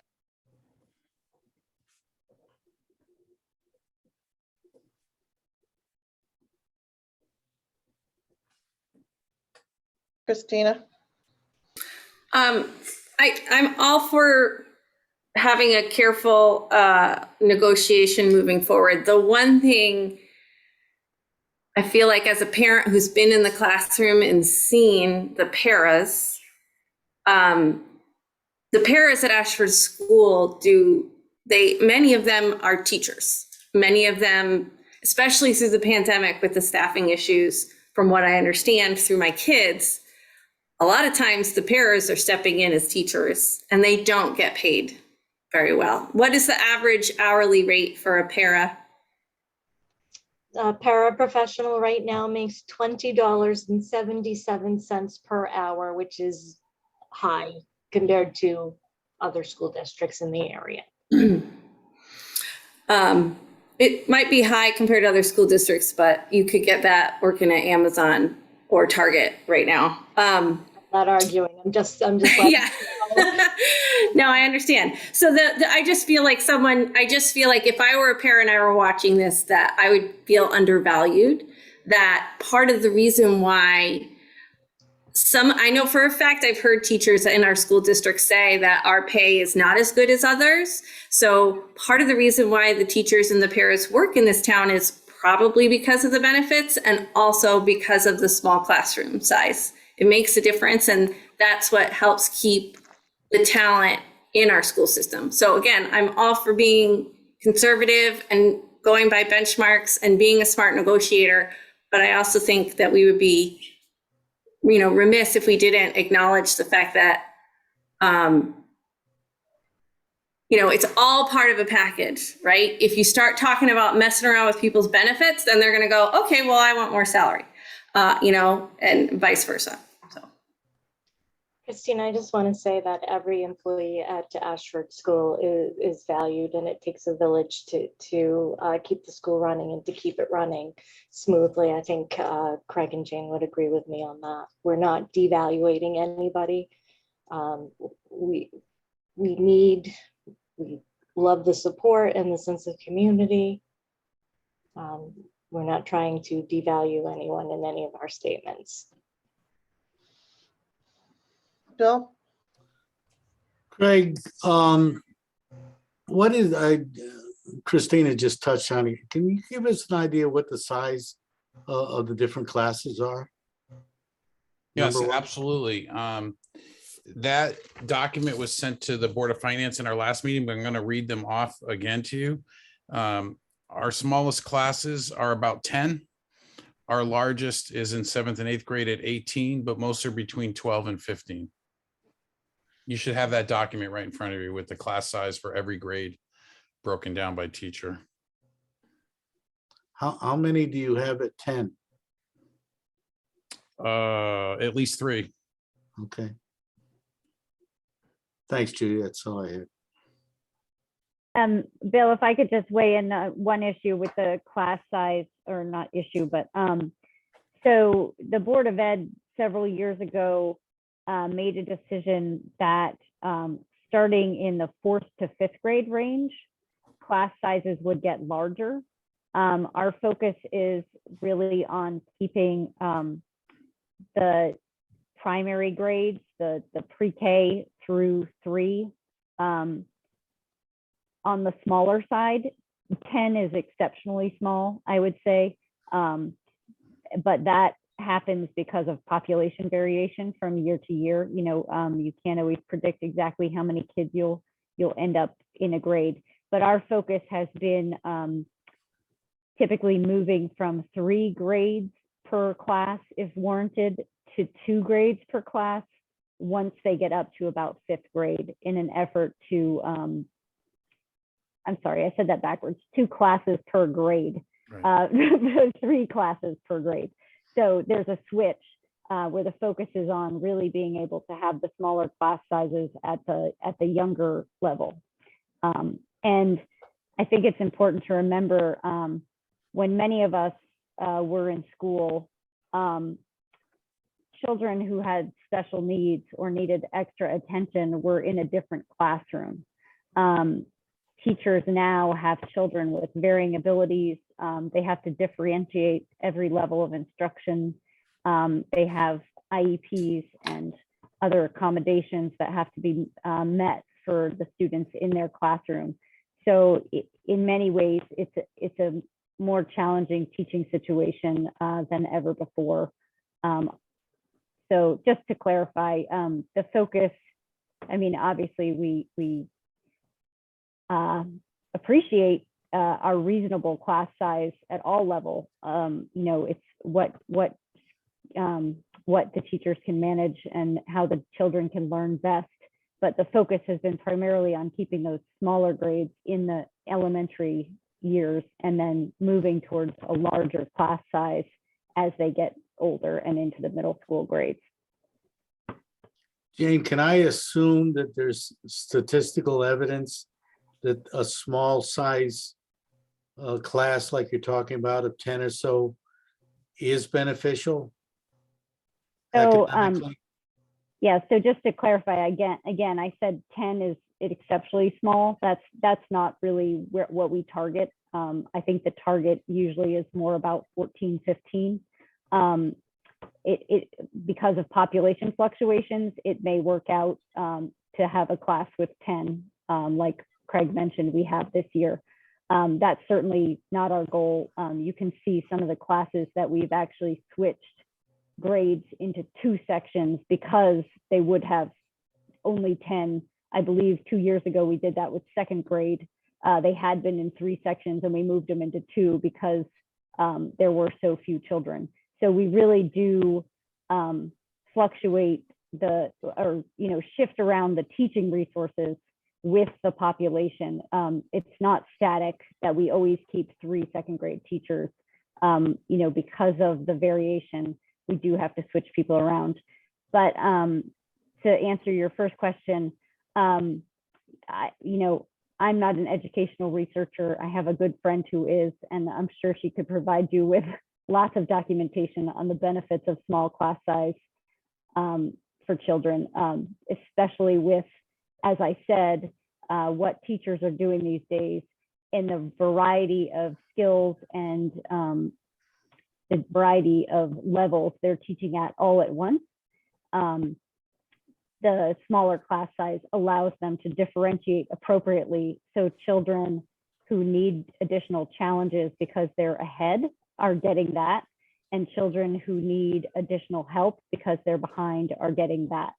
So it's a mixed bag of what's in each classroom. And it's one of the great things about having the small class size is that the teachers actually meet and plan out, say the kids moving from 2nd to 3rd grade, the 2nd grade teachers meet and help plan the classrooms and the class assortment for the 4th grade.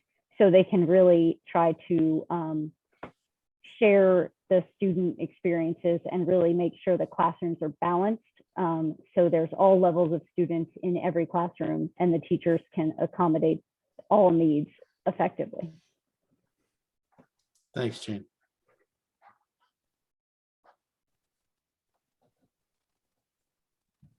Craig and Dina and Jane, I have a question. This is Paul. I'm going to be probably not very popular, but I don't think that the town can support a 5.21% increase in the school budget. My concern here with talking about that is obviously it means that I think that we need to ask you to reduce it a little bit more. But you have a meeting probably a week from today for the Board of Education. Is that correct? Correct. And that is the same day that we have a meeting, the Board of Finance has a meeting to accept the budgets. So it kind of creates a problem. So I'm going to ask the chair if she would like a motion on an amount, or if we want to discuss that further and what the rest of the board members think. I personally think that somewhere around 4 or just under 4% might be acceptable. So I'm looking at like about another $125,000, which would put you at 3.65% increase. Which, yeah, it's hard to compare. Region 19 is a much larger entity, but their number is under 3% total. But they do have a lot more resources available to them. I just don't think the town of Ashford we can't sustain that kind of that increase or whatever. And then I'm gonna just comment to something Jane said, or it might have been Christina, and I'm sorry if I can't remember who. I've been involved in union negotiations on the employee side and on the employer side. And one thing I try to remind people when they talk about increases and pay raises and benefits is when you vote for that contract, you have to keep in mind that especially if you're a public entity such as a school district or Department of Transportation or fire department or whatever it may be, those public entities are not revenue producers or income producers. They can't up the price on their material to cover those increases. You're going to the taxpayers to do so. And the taxpayers are the ones who are providing your raise. So consequently, when you vote for those increases, and as Craig pointed out, some of those increases are rather large for certain people, that inherently adds a risk to the people at the bottom of the pile that they may lose their job. And I don't want to be the guy that makes that happen, but I also don't want to be the person who has to move out of town or sell my property or get a third or fourth job to pay my taxes. So having said that, I'll turn it back to Judy and ask her what she would like. Oh, it's kind of springing on me. I wasn't thinking about it tonight. Unfortunately, unless, and Bill's on here, unless we want to move the calendar, which is fine.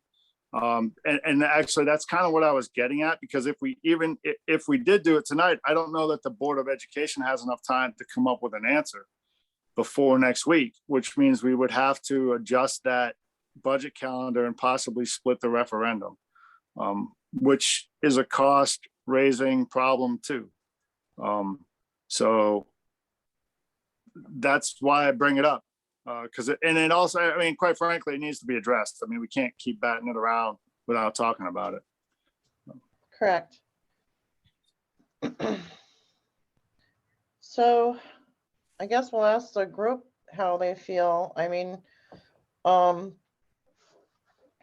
in agreement with you. I think this year is going to be really hard for people to vote for a large increase, because they're spewing out $1,000 for their oil a month. I think that it's going to be very difficult to try to pass a budget that, you know, at the 5.9.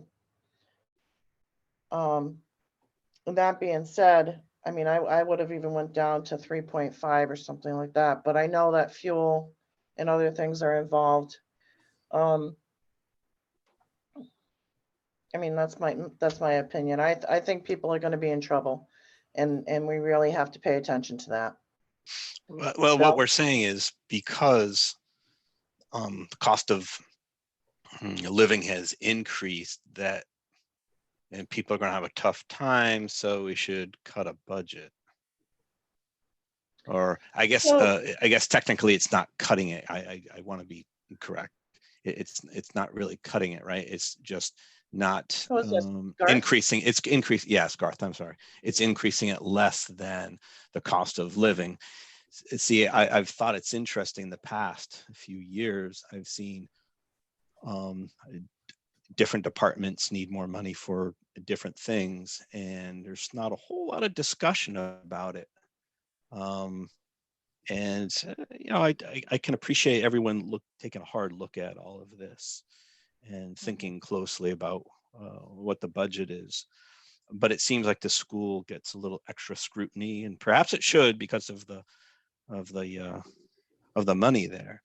But also, I think when we're saying, oh, you want 5%, but 5.2%, but that's too much, and we think 4%.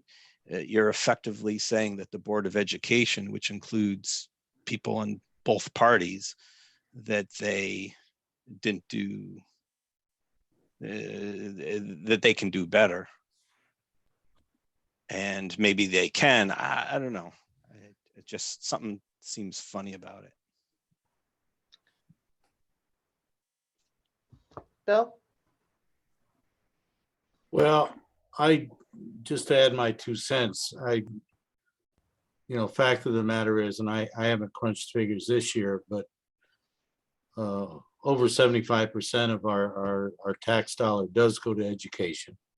And many of us are very happy that happens. But by that fact alone, of course, it's taken a closer look at. But my main thought with this, and I know where you folks are at right now, and you're in a very difficult situation, as we are on the town side. I don't have a whole lot of good news for you tonight, but my suggestion would be, before you start making recommendations on percentage cuts, perhaps you ought to hear my bad news. Here you are. I missed them. What'd you say, Bill? I missed the last part. I said, before you start making specific recommendations on percentage cuts, perhaps you would benefit by getting an overview of the town's presentation on our side of the budget. Yeah, that's correct. Say you agree. That's okay with me. I'm just bringing it up. So Paul, who's whispering in your ear? my dog.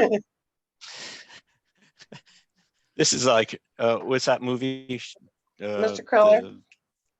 No, de Bergerac. Oh, I forget. This Mr. Keller? Shakespeare. It's Cyrano de Bergerac. Yeah. That's it.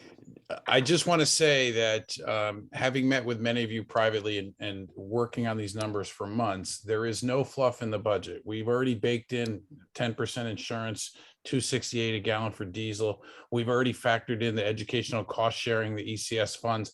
We've even factored in any discounts or monies we receive from Region 19. Anything less than the 5.21, which is status quo, would necessitate cuts.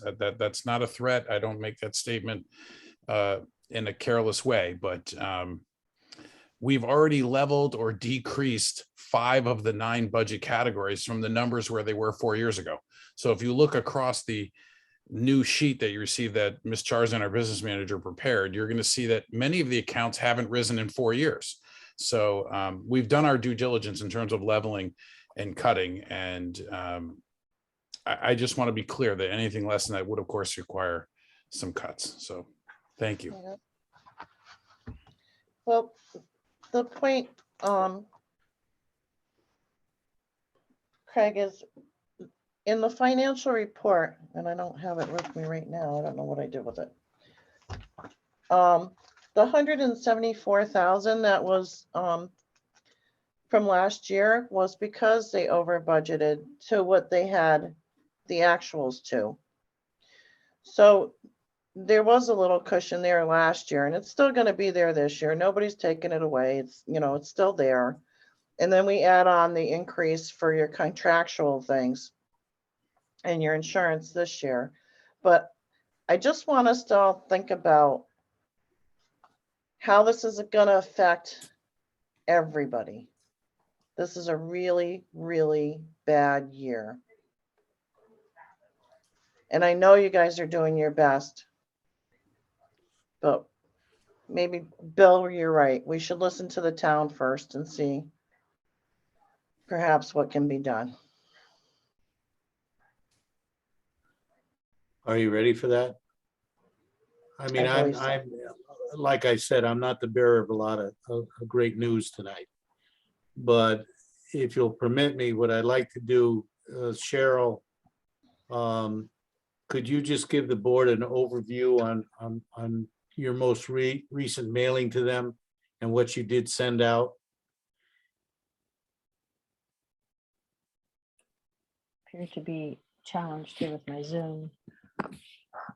So on the town side, we do have a lot of increases. Like the Board of Education, we have a 9.9% increase in the electricity contract alone. And we also figured in increases for increased uses of all of the town buildings after COVID. We have an increase in our health and dental insurance because of people taking coverage that didn't before, even with the Connecticut partnership plan. We do have a slight increase with that. All of the fuels, the heating fuel and the diesel and the gasoline may be okay, but the heating fuels and the propane have increased significantly, and the market is very volatile. So we have no way of knowing what the pricing will be. Neither the Board of Ed or the town have locked in for that pricing because it is so volatile. So And we do get state bid pricing on the propane, but again, we don't know what that price is at this point. So the Board of Selectmen at their meeting last night approved an increase of, approved an increase of $50,000 to the contingency fund to cover overages that may occur in those categories. Also in contingency, they added in approximately $57,000 for another person to work with the finance office and the selectman's office and perhaps other offices to help mitigate some of the increased responsibilities due to COVID, and which includes the online presence and the all of these Zoom meetings and setting them up and so on and so forth. I think those were my highlights, Bill. Yeah, Did I I miss just, something? so what the board was sent, I believe yesterday by Cheryl after our, about almost at 7:30 last night, was a summary, which included the things that Cheryl just mentioned. Basically, it's showing a proposed supported budget by the Board of Selectmen of almost 10% increase over our last year expenditures. And one of the things that is a dilemma for us, something Craig and I have been talking about for 2 months, and looking at the Board of Ed's budget under their proposal when they were at the 7.6 for, I think they called over under energy. At that time, they were proposing a 50% increase in prior budgeting. And those numbers, from what we're looking at right now, as recent as today and yesterday, are out the window already.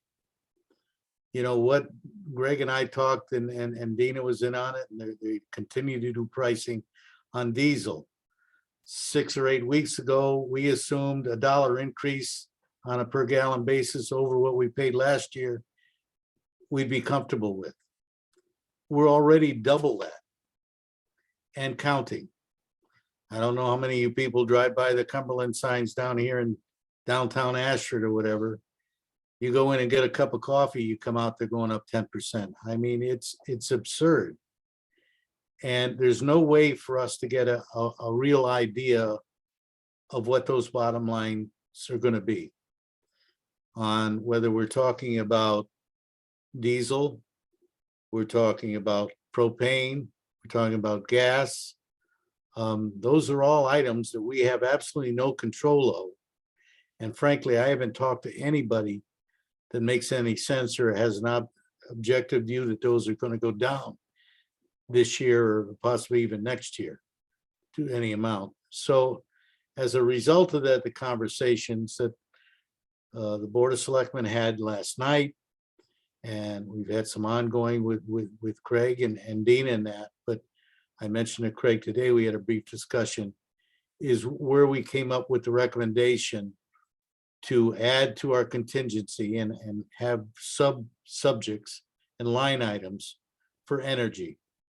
And Board of Selectmen, and it's not very scientific, I wish it was, but that's where we're adding, recommending that the Board of Finance go along with us, adding a line, that contingency of $50,000 for that particular item. Craig and I have talked, and I know we had discussions with Roger and Catherine and I last night about perhaps the Board of Ed should have their own contingency for that. If that would be the case, you'll see what Craig is talking about now. What are we talking about? A 5.2% increase?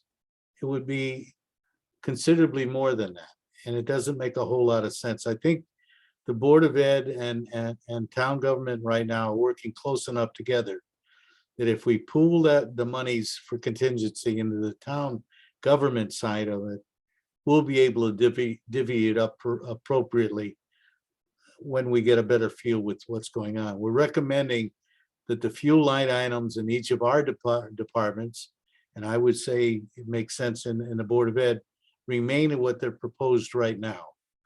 But that we set aside this contingency figure to give us some leverage, knowing that it's going to be a worse scenario before it gets any better. I've had a couple of informal talks with people, first selectman and a mayor, that thought that that was a good idea. They hadn't even considered that, and they're going to give that active consideration. Not to speak for you, Craig, but I think our brief discussions we've had today, you're kind of on board with that, with being at least a strategy that seems to make sense.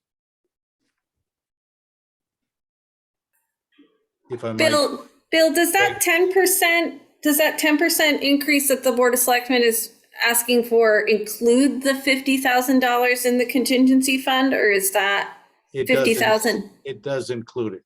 It does. Okay. It's just under 10%, my last figure. But the thing is, we're doing adjustments just about every day right now, between insurance and other things. It's kind of a moving target. Craig, you had your hand. Judy, if you don't mind, Craig had his hand up. Yeah, I saw him. It's just Christina bursted Yeah. in without the hand up. Go ahead, Craig. Christina, are you all set? Okay, so I want to thank First Selectman Folletti for discussing this with us. It's been an ongoing challenge. I often say we've controlled or flattened or reduced 5 of the 9 categories.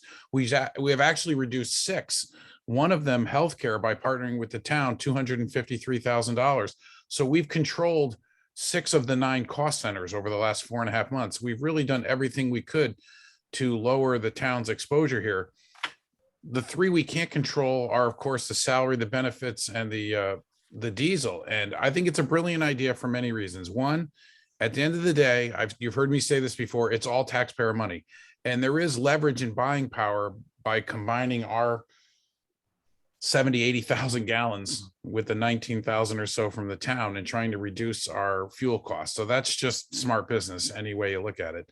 And I do feel that this is the one item that supersedes or gets away from our controlled budgets. We just can't predict it. I myself, I paid over $5.25 a gallon for diesel tonight. I mean, it was $3.19, 3 weeks ago. So I do think we control all we can control. And at the end of the day, we have a contingency fund for fuel. That's the best we can do. There's no point in keep readjusting our budgets every time diesel goes up and down. At the end of the day, we'll return any excess to the town. Hopefully it won't go over, but it allows us to move forward in a controlled fashion with our approved budgets, except for that one item, which is energy. So I think it's a good move. I appreciate the support from the selectmen who are on here tonight, especially. I think it's just smart. And it's another opportunity for the town and the Board of Ed, to partner and save money. Now to elaborate, I've had my say on that, and I think you all know what my feeling is. And Catherine, I don't know if you wanted to make any comment, or I don't see Roger on right now, but I think we're all on the same page on that contingency for those energy items. I think that that's the best solution to this at this point in time. I like it that we're partnering to try and come up with a good solution. And I realize that, that costs are going to go up in that area in particular. And we do have townspeople we care about in terms of, what's happening with them as well. But, budgets, I'm going to say budgets are budgets. I mean, if you want to get down to cutting staff, you have to really think about what the impact is going to be. And I think some of these budgets, let's see, the school budgets voted on separately.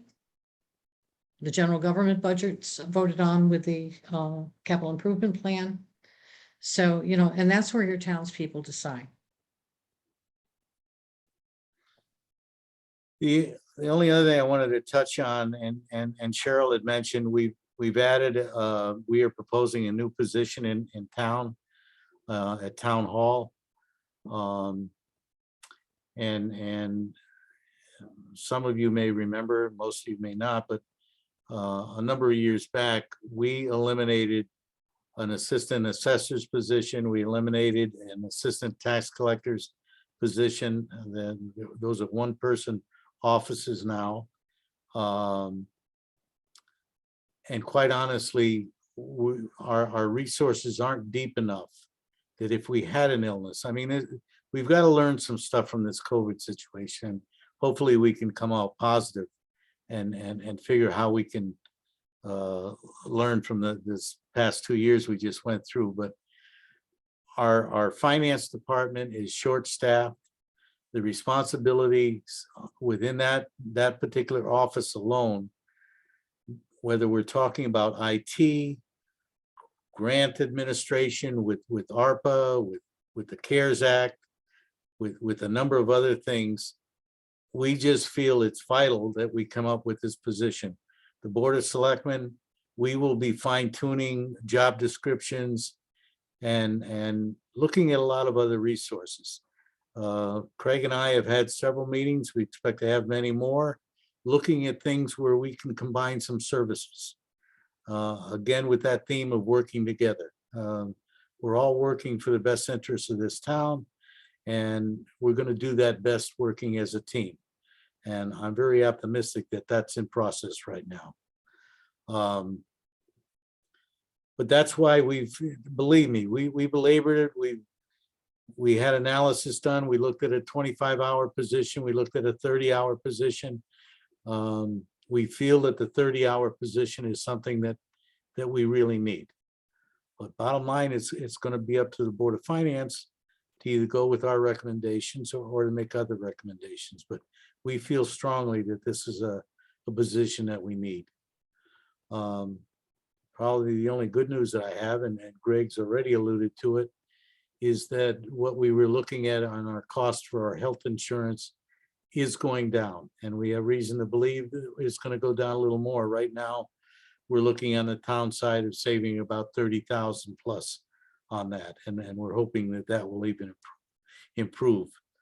If you people go along with us putting into place a policy to increase that incentive program for people not to take the insurance, to use their spouses, I think we can even improve that more. I personally would support a $3,000 or $4,000 incentive. And my thought to you as the Board of Finance is that this is the time to do it. We're in the midst, we'll be meeting with our union, our local union. I know you've got union meetings coming up to make a presentation on the potential change in health insurance. This is the time to enact that new policy that I think will tend to benefit our town the most if we do that. I'm strongly in favor of it. I would encourage you to we're looking for your feedback. I believe it's a decision by the Board of Selectmen, but I would feel a lot better if we had full support from the Board of Finance. Something else I wanted to mention to you, Roger Phillips, I think he had to leave the meeting, brought it up, but a member of our library board that was here that's done an awful lot of work along these lines over the past several years, Pam Summers, with our local road cleanup. And as you know, we've got some NIP funds coming, grant funds coming to the town in the area of about $11,000 this year. And the Board of Selectmen, I've already committed to buy, they're getting volunteers. They had their first effort this year coming up on March 9th to go out and clean our roads up with volunteers in that. And I've offered, as we did 3 years ago, that we'll pick up some safety vests for them and we'll supply the bags that I found actually ended up coming from the school, which we appreciate. I hope you guys know that. But to encourage that, I would like to see a portion of that NIPS money be dedicated to what I'd like to eventually see as a formal, and I've talked to Pam, I'd love to have her chair it, come up with an Adopt a Road program in town. Gets people in town. It goes along with the theme that I'm hoping we can push to encourage more volunteerism and pride in our community. We can do that best by utilizing the people that we have that volunteer now and to encourage more. But I'd like you to consider that, a portion of that, the NIPS money to go towards that program. I think probably $1,000 or a couple of $1,000s would be sufficient to kick that off the ground properly and to get that in place. Those are just a few things I had in mind. And one of the things, Cheryl, I know John Kopek had a question, and I believe you did generate some information on mill rate comparisons compared to what we're looking at with the 19% increase in our grand list. If you want to try to give an explanation of that, Cheryl, I'd appreciate it. I know we're in our 4th hour of this meeting. And I think we're all getting a little tired. I went through a conservation meeting a few last week. Actually, I wasn't at the meeting, but I monitored it, and it was over 4 hours. People were literally falling asleep. I don't want to see that happen here tonight. But if you could kind of give us an explanation and overview of that, Cheryl, I'd appreciate it. Sure. I think that, yeah. I think that John's question was if we use the grand list for this year's grand list figure, October 2021's grand list figure, and last year's budget figures, what would the mill rate be? And it would have been 30.567, which would have been 6.269 mills lower. Was that the question, John? Yes, that's exactly what it was. Thank you. You're welcome. Cheryl, this is Paul. Hey, what does that make a mill now with that grand list? A mill right now is 359,183. Last year was 303, I believe. Thank you.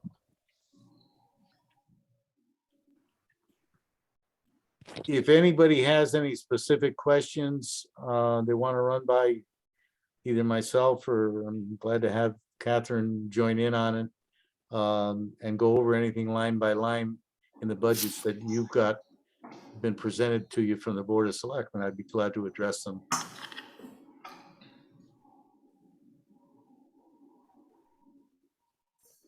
Was that? Go ahead, Christina. So just to recap, so Board of Ed is asking for a 5.21% increase. Board of Selectmen is asking for a 10% increase. And then what is Region 19 asking for? 1.3. 1.3%. Okay. So I just want to take a step back and make sure that we're making recommendations based on the actual numbers and what the impact on the mill rate would be, and also doing the math of the impact of the increase of that grand list. Because like I created a spreadsheet, which I'd be happy to share if anybody wants to see it. I'll send it to you.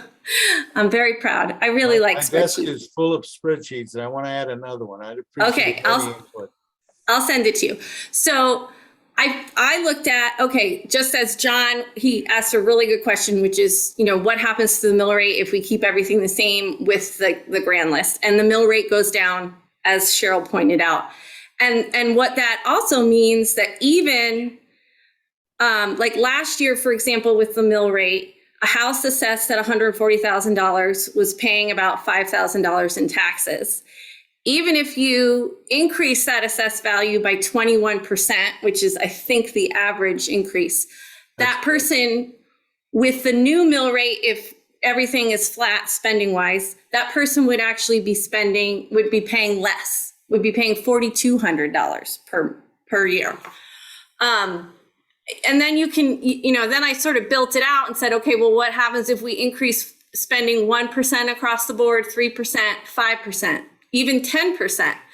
And I think that you would be surprised looking at these numbers, because the grand list has risen by 19%, it gives us a lot more wiggle room that this won't necessarily, the increases that are being requested aren't necessarily going to be as painful as maybe we assume, because we're so used to hearing numbers that are much lower.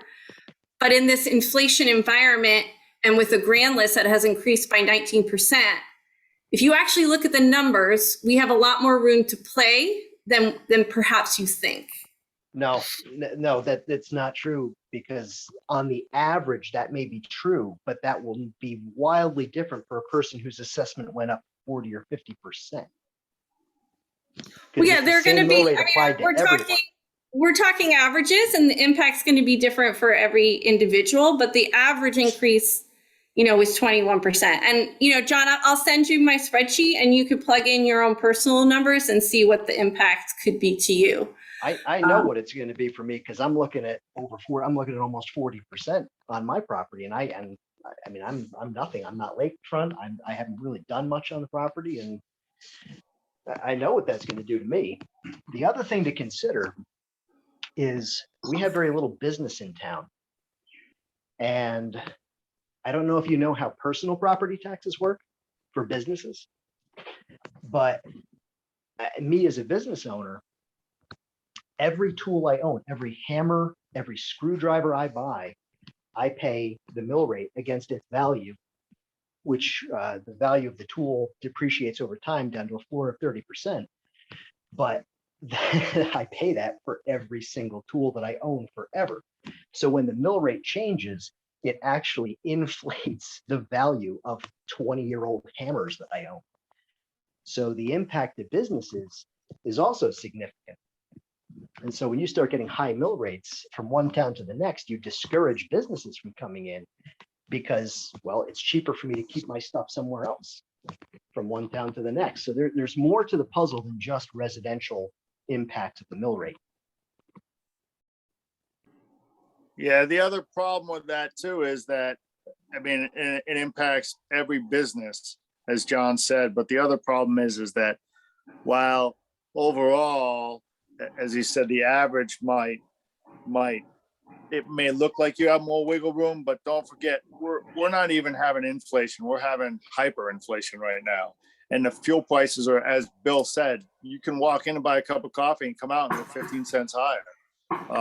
So I think when you look at it, or at least when I look at it, I'm looking at not just the taxes, but the impact that all this other stuff is going to have. And we have to be responsible and think about that. And it affects, as we discussed for 3 hours now, the town budget as well, and the Board of Ed budget and Region 19 budget, but it also affects every individual taxpayer in this town. They're looking at that too. There's so many pieces to the puzzle. It's mind-boggling. Yes, Tina. Are you done? No. Oh, yeah.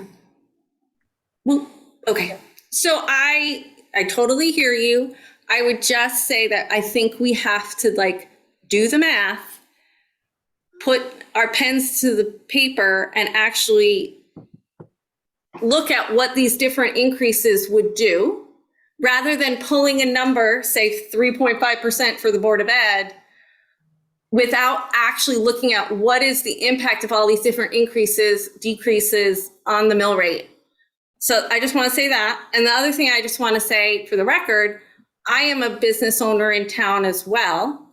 So I am familiar with how the mill rate impacts businesses.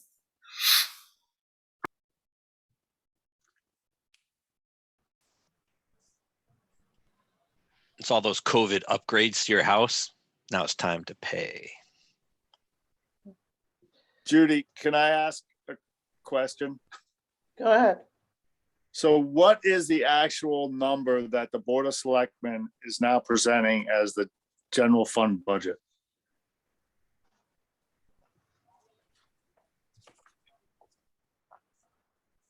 Cheryl, I got too many documents on my desk. Can you read off the top, the bottom line of our proposed budget? For general government and both education budgets? I think Paul's just asking for general government. Is that right, Paul? Well, yeah, well, if you have the new total, that'll work too, Cheryl. I have the other two. I was just looking for the new general fund budget, but The new general government budget is 3,874,232.44. okay. And so do you have what the new total would be then? 15,850, 135.80. Okay. Thank you. You're welcome. Since you got it right there, do you know what that would make the mill rate given the new mill value? With those figures and the state revenues, as we know, they are right now, the mill rate would be 32.662. Okay, and since you mentioned it, I'm just gonna mention that the state government has not decided what they're gonna do about the motor vehicle taxes yet. And with that number, there's a change that if they voted on the 30 cap, that would affect the budget. Right now, on the table, they're talking about reimbursing the towns. But I wouldn't count on that. I'd count on that as much as I count on the weatherman. Judy? Go ahead, Bill. I have been, not daily, but every few days in conversation with Connecticut Conference of Municipalities. And I understand the legislature in subcommittee was looking at that today. I haven't heard what the outcome might have been. When it was capping it at 29 mills, I got something from CCM was showing a potential revenue to the town of 273,000 additional. They've now gone to 30. I understand that revenue has been decreased. I don't know what the amount is. I also understand the new bill that's before the legislature is that amount of reimbursement would be decreasing over the next several years. So I don't have a specific for you, and I don't think anybody could give you one. I will tell you that I spoke with the tax collector this evening, and our goal in last year's budget was 98% collection. We are at 97.8 right now on real estate. Motor vehicle, we're at about 92. And some of the problem with that is because we don't know what the state legislature is going to be doing, but I'm optimistic we're quickly approaching our goals and should do a little better than that, even with these COVID times. What that means in dollar amounts, it's a moving target right now.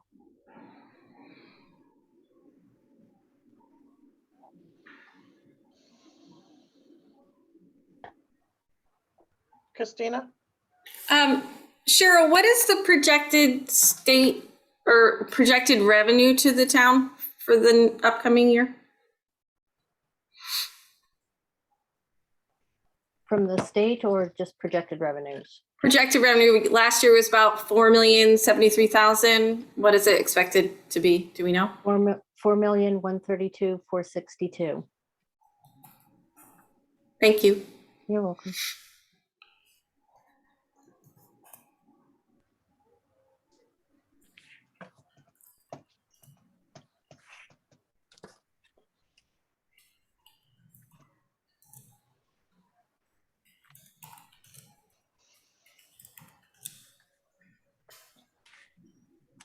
Anybody else have any questions? I guess, Judy, so Bill, what is the Board of Selectmen recommending then? That we push this a week, that we discuss it, leave it alone? Well, my personal opinion, I still think it's within reason that we could do it. I would like to only go to one referendum at the same time, which is May 3rd, with E.O. Smith. I think it's appropriate we do. I think we've all worked hard to get there. If there are going to be adjustments made in the schedule, I have no objection to that at all, but I would still like to focus and try to be able to go to referendum for all three questions on the 3rd of May. Craig? Can't hear you. I wanted to bolster what First Selectman Folletti said. We worked really hard in December to establish the timeline so we could have one referendum. And I think I speak for Chairman Urban and our business manager, Dina. We've worked extremely hard for 4.5 months to keep those deadlines. It's just not cost effective to have 2 referendums. I'd like to keep to the timelines and keep moving forward together.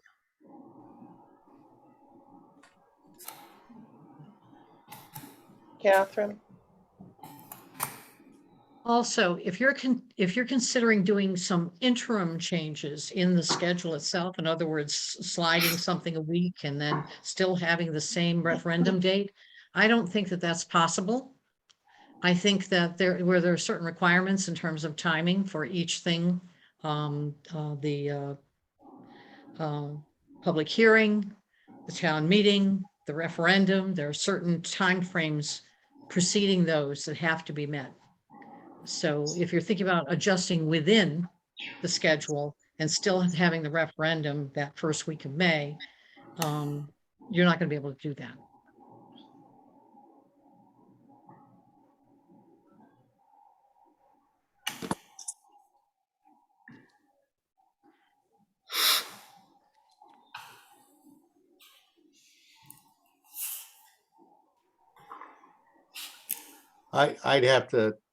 I'd have to sit down with our folks and really look at that closely. There's going to be a referendum, Region 19, whether we do it or not, on the 3rd of May.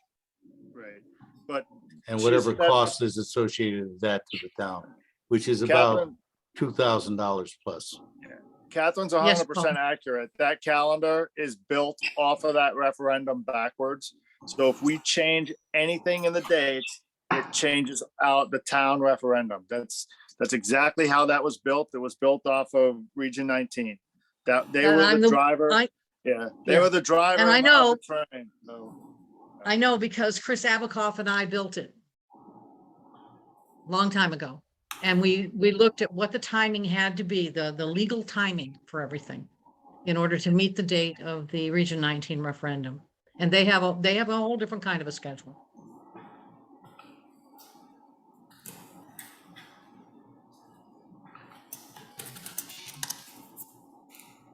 Judy, I have a question. Angie? Go ahead, Angie. Okay, I just wondered if we should have another special meeting before the Board of Education or whatever, not have it next Thursday, but have it before that meeting where we can discuss what to tell the Board of Education and the Board of Selectmen. So.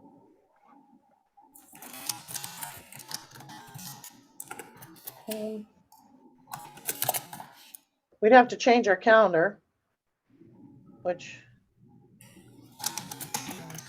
I think you could add a special meeting and just call it a workshop with with recommendations and go from there. You could. How's the group feel about that? Sounds good to me. Have a workshop like on a Tuesday, maybe Tuesday night or something like that? Yep, I'll bring the hammer. But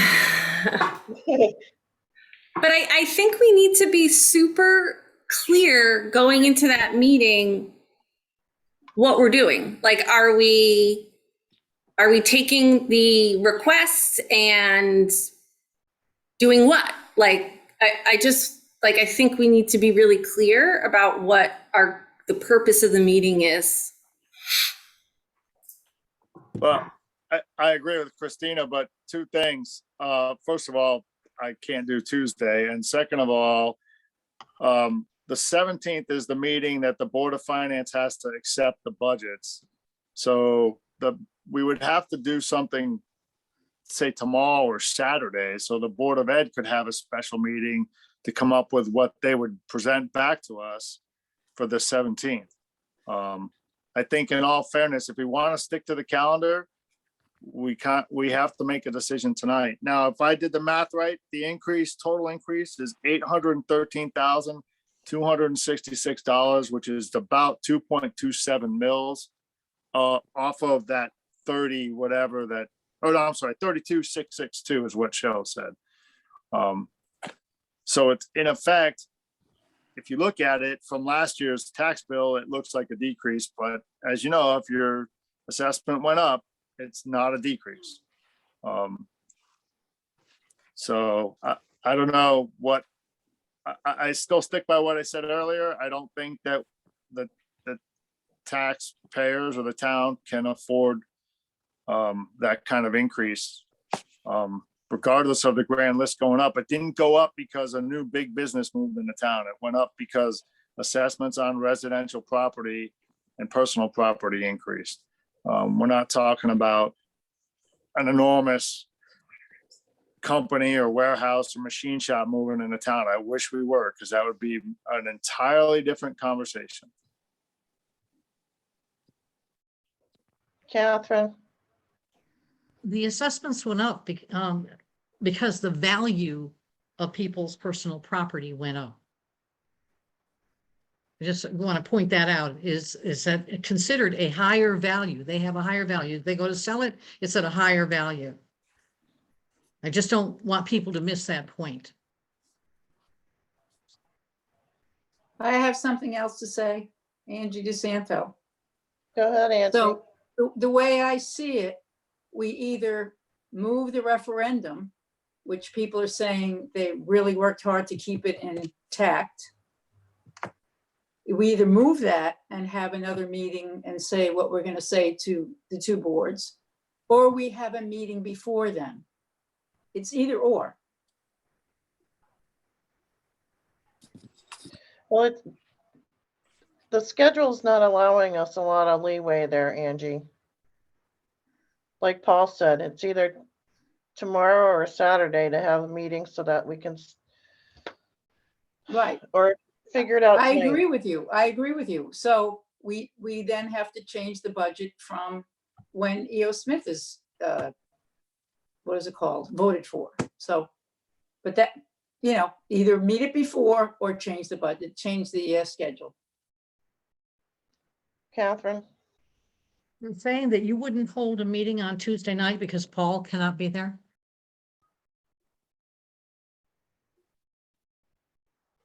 No, we were saying we weren't going to hold a meeting on Tuesday night because we have a short window for the school to be able to adjust. It's not just school, it's the town as well. In the town as well, Catherine.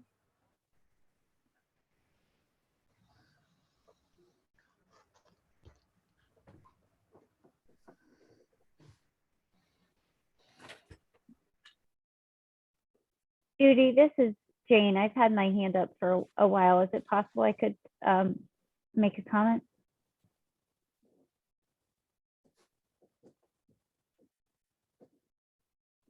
Judy, you're on mute. muted. You're muted, Judy. Sorry. Go ahead. Oh, thank you. I have to admit, Craig said it much more eloquently than I can. It's a little frustrating for the Board of Education for us to have met our deadlines and met your requests and kept to the schedule, and to have the decision regarding the budget kicked down the road repeatedly.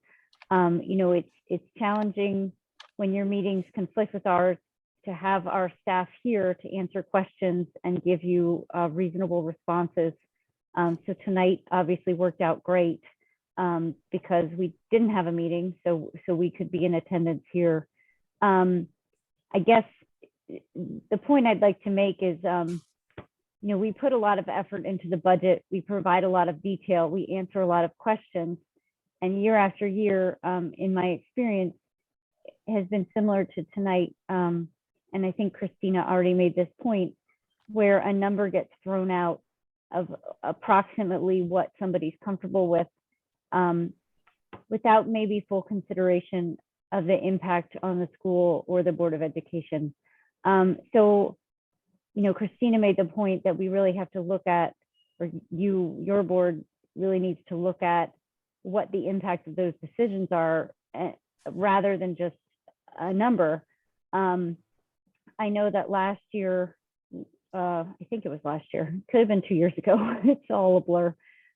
We were able to come back to the Board of Finance after the initial proposal was made to the initial cut was made to the Board of Ed's budget. And we were able to discuss with you exactly what that impact looked like and revise the recommendation that the Board of Finance made. Unfortunately, with this timeline, it doesn't seem like we have that same flexibility this year and the same concern. But I would like to point out that the Board of Education budget is voted on separately. I believe, if I understand it correctly, it can only go down if it's not approved by the town. So obviously it's up to the Board of Finance to make the recommendation, but you know, I think that our town gets an opportunity to vote on the budget, and my request would be that they get an opportunity to vote on the budget that we submitted. Thank you. Catherine. Madam Chair, if I could ask a question of Mr. Kreller. Isn't there a requirement that after the budget has been, a budget like the Board of Ed budget has been presented to the Board of Finance, that the Board of Finance has a period of, I believe it is 2 weeks or 10 days to get back to the Board of Education to tell them if they recommend any changes to it? You may want to check that out. It's a matter of being timely so that you can go back and adjust if adjustments are needed.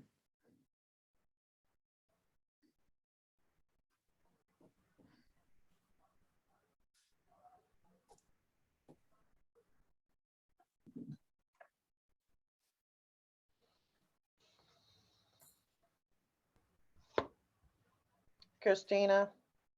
I just want to put some more hard numbers in front of us. So if we were to accept all the requests, the 10% increase from the Board of Selectmen, the 5.21 from the Board of Ed, the 1.3 from Region 19, and contingent on the revenues, you know, that mill rate of 32.664-ish. So on a house valued at $200,000, that would be assessed at $140,000. So last year, that average house paid $5,000 in taxes.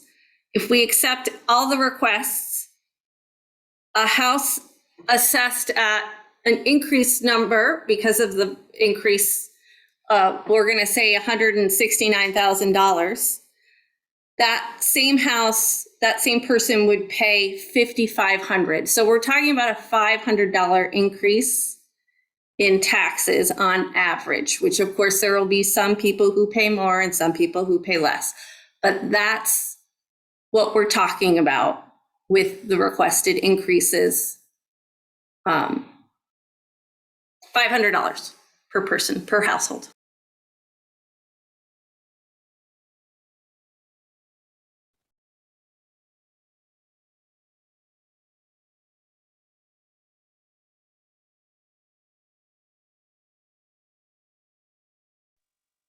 Was that 10%? Is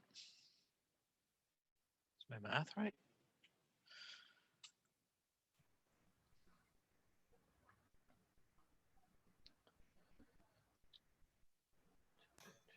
Yes, that would be 10%, Garth.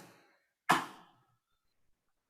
don't really understand that. I would think that if, to suppose a house, sure, it goes up in value, but if you don't do any improvements to it, it goes up in value, but the mill rate isn't necessarily the same. I would think that if you did nothing to your house, no matter what it's assessed at, if all things are in line with each other, your increase in taxes would only go up whatever the budget went up. for the school, town, and all that. Right? Depends on how much your assessment increased. Yeah, and I wasn't joking when I mentioned like the COVID construction. The construction people are flat out because a lot of people are doing a lot of work, and then so perhaps that increases the value of your house, and so maybe you'd pay taxes on it. Or like me, I bought 3 cars, so yeah, I'll pay a whole lot more in taxes because of the 3 cars. But I don't quite understand. Maybe it's just me. Why a homeowner would pay more in taxes. Well, more in taxes just because of the assessment. I think the more in taxes is just because taxes go up because of inflation and the cost of this and cost of that. That I get, of course, but.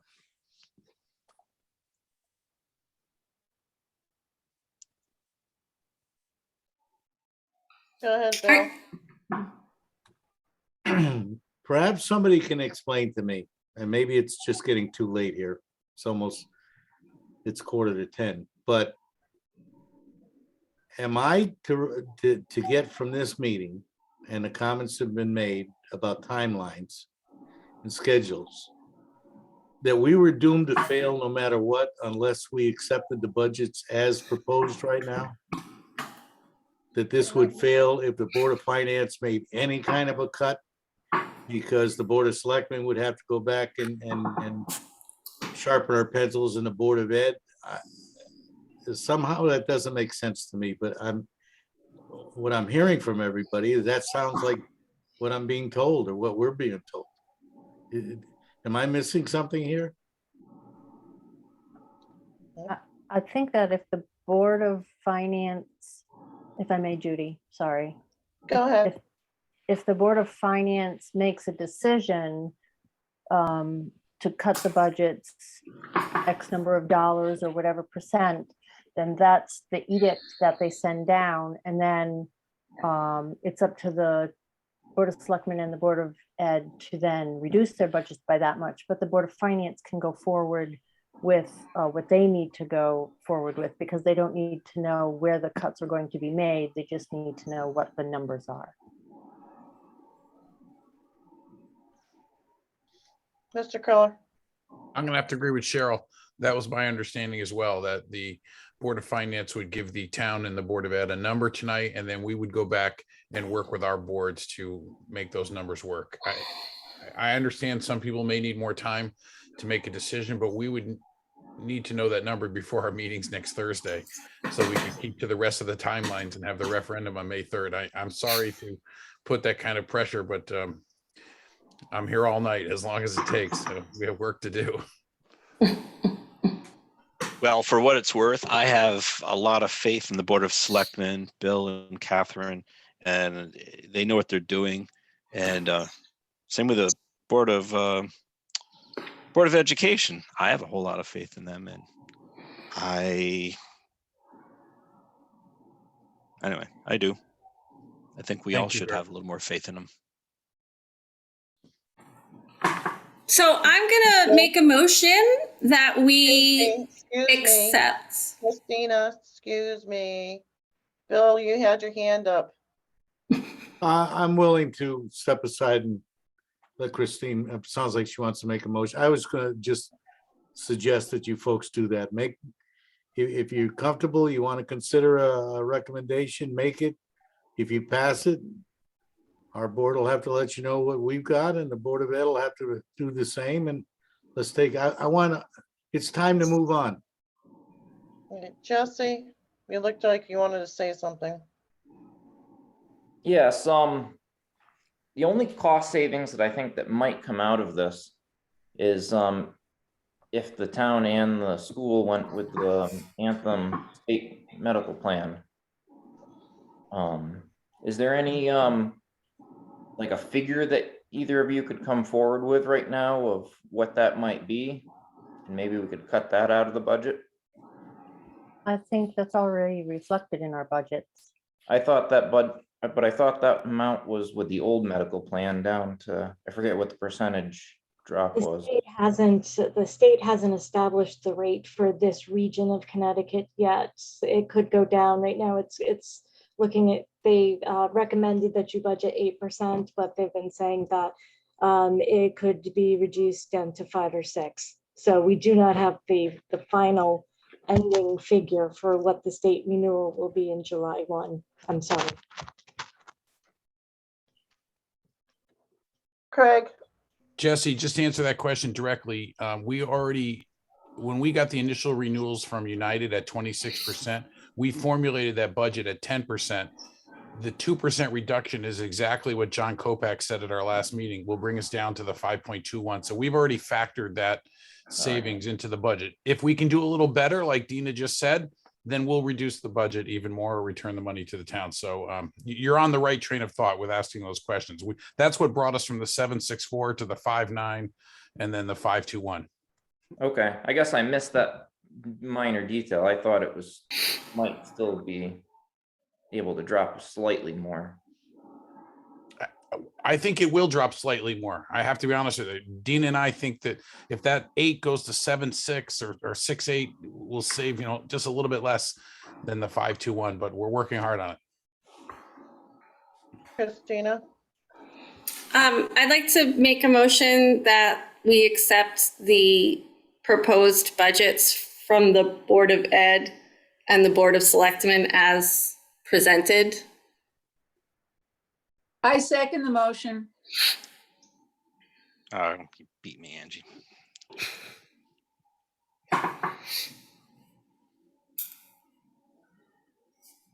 Get her done.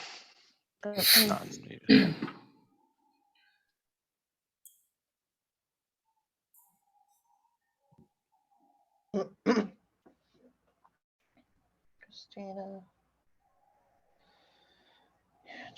Okay.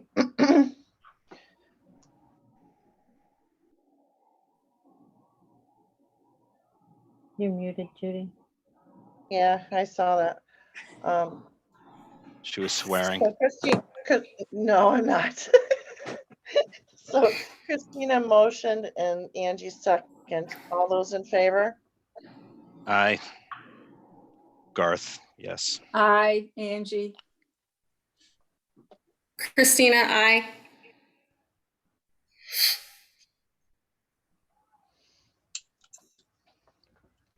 I'm a no. Jesse, I'm a no. And Paul, I'm a no.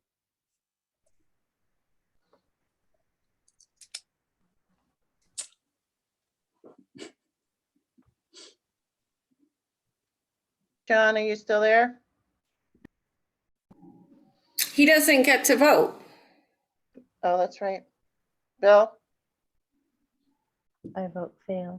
Can I offer a, well, we've already had a motion that's been voted on, but can I suggest that you ask both the Board of Ed and the Board of Selectmen to cut 1% of their budgets? Well, wait, I don't think we can have that conversation yet because we just had a 3-3 vote. So what does a 3-3 vote mean? It means the motion fails. Okay. All right, thank you.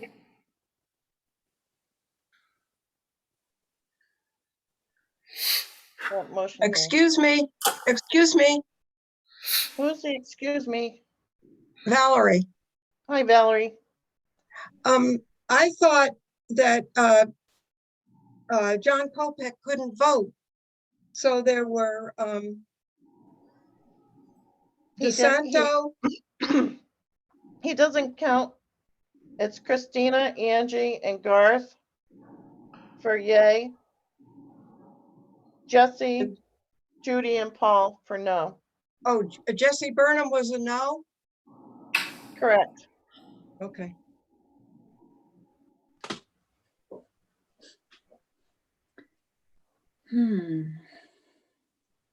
So motion failed.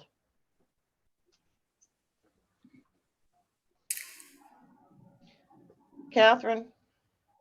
Usually when your telling the departments, if you will, to cut a budget, you give them your rationale for doing that. So if you're saying to cut 1%, then it would be, you feel it's too high in a particular area or whatever. It's not just across the board. The other thing I wanted to clarify was that someone was saying that they didn't understand how a property's value could be assessed higher when there were no improvements made to the property. If you look at the Ashford Citizen, you'll see what the assessor put out there about how those decisions are made about properties and how they increase in value. Okay, it would never stay the same. Well, no, that wasn't it, Catherine. I see it being assessed more, but I Yes. don't understand how that necessarily equates to higher taxes. I thought higher taxes really depends on, well, two things. Yeah, the assessed value is part of it, but if you don't do anything different to the property, it's the same old house. The increase in taxes would merely be because of the increased budget of the town. No, it's not, because no matter what, when it gets assessed based upon what the state says the assessment's supposed to be. They set the rules. Well, in that case, the town would have a whole lot of extra money. I mean, because everybody's, went up. Well, the it went assessments up because the state set the rules for what it was supposed to be. And if you don't come within, when you do a full assessment, when you don't, for the town, if you don't come in within 10% of what the state said your town should be assessed at, you have to do the reval all over again. So again, I think the assessor wrote something up that talks about what gets applied for rules and how the properties end up increasing or decreasing in value. So regardless of whether there were any improvements. And Garth, to your point about, yes, if expenses go up and the grand list doesn't go up enough, then in fact, you will have a tax increase. Yeah, that part I get. Okay. No, go ahead. I'm going to have to respectfully disagree with my fellow selectmen. I believe I certainly remember in past, maybe not recently, but where your board has made recommendations of a cut to the Board of Selectmen or to the Board of Ed, let it to their discretion to do that. We certainly, if I could respond, Madam Chair. Go ahead, Catherine. We certainly did, but what we did was we pointed to areas where we thought the numbers were inflated. I don't ever remember that. It seems like Then the rules. I would changed suggest you go now. back and look. I don't need to. All right, Thank you. it doesn't matter. So I'll make a motion that we request the Board of Education cut, and I would like to see it higher, but I'll make it 1%. And I'll be frank, I think the salary increases are unacceptable, and the both certified and non-certified staff need to understand the implications of the contracts they negotiate. There, that satisfies Ms. Silversmith. For the town budget, the general fund budget, I'll also add the 1% cut. And I think that in that case, I need to look at the additional position, maybe rolling it back to the part-time hours to eliminate the 13,000. benefits package, which would actually be, you'd still have to find a little more somewhere else, but that's my motion. Paul, thank you. It should be two motions, not one, and specific. God's sakes. Then I'll make it two ahead, motions, Bill. one for the Board of Ed to cut 1% and one for the town general budget to cut 1%. I think she wants you to motion one of them, Paul, have it second, and then the motion the other, have it second. I'm just trying to get to bed so I can go to work. All right, first I know, and motion, she's gonna Board of make you stay there all Education, night if you don't do it the way she wants to, so just do the it. Board of Education to cut 1%. Jesse Burnham, second.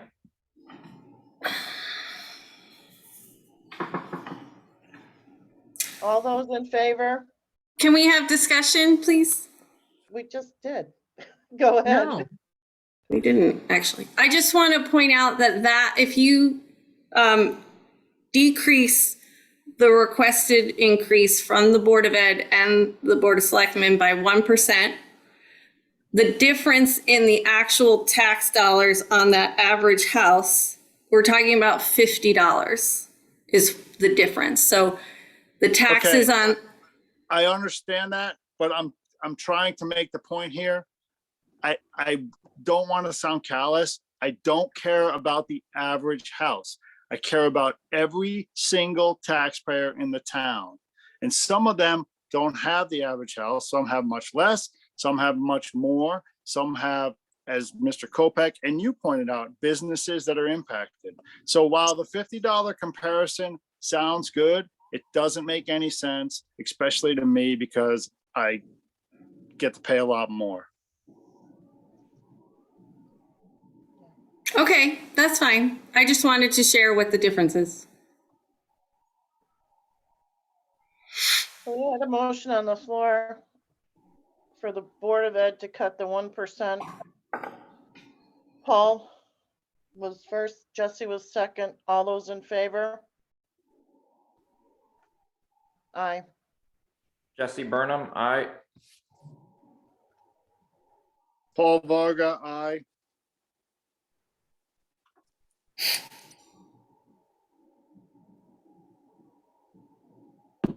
All those opposed? Garth? No. Christina, no. Angie, no. That failed again.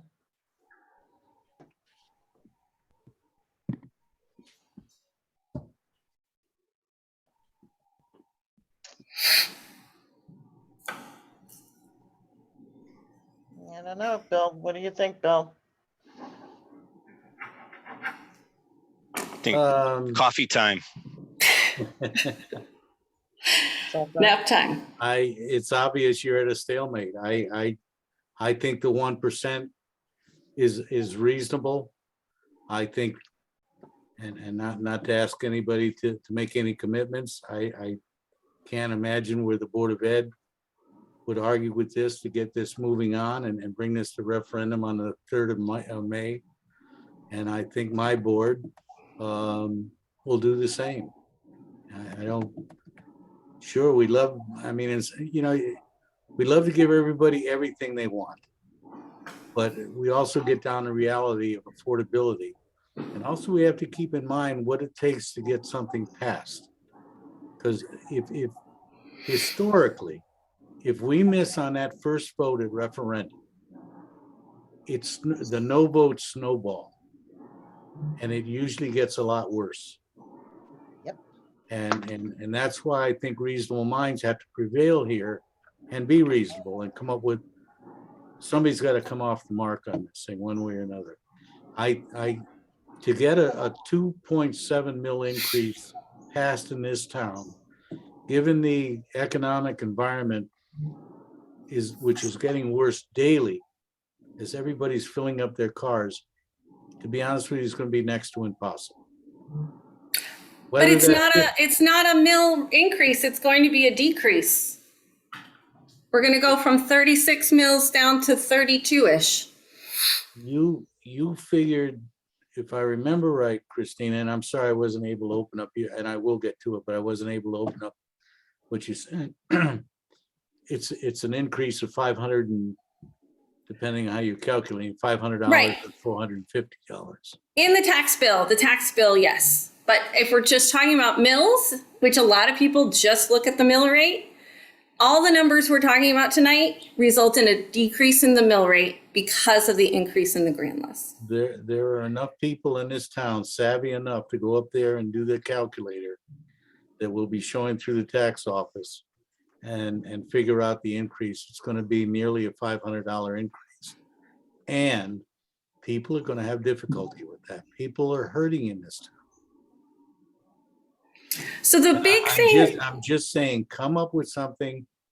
Let's give it a try to get it passed, but be aware that if we come up with something that's unreasonable that we don't think is going to get passed, we could have a battle on our hands. I've seen, luckily it hasn't happened frequently at all in this town because reasonable minds have prevailed. But I've seen these referendums go 3 or 4 times with no votes before we get something passed. And we all want to avoid that. So an issue for me in terms of selling this to the public, to be quite frank, is for the Board of Selectmen budget to be requesting a 10% increase. That includes adding, I believe, 2 people, one at the fire department, one in the town hall. And then the Board of Ed is asking for a 5% increase with no increase in headcount. So I think that's an issue for me, that we're adding people in one place and not adding in another. And if there was a place where we could ask for a less steep increase, I would want to look at the Board of Selectmen budget. The Board So of the school Education is is adding allowed, the Board of Education budget is not a budget per se, it is a recommendation, as has been pointed out. So we do not get to choose, or rather you do not get to choose how they spend their money. You give them a sum of money. They tell you what they anticipate they will spend it on. It is usually much different by the end of the year, but they can add or detract people as they see necessary throughout the year without Board of Finance approval. As Kay pointed out to us at one of the Board of Ed meetings, it is not a budget, it's an estimate of cost. And the board is fully within their rights to make any adjustments within their own line items at any time they want to.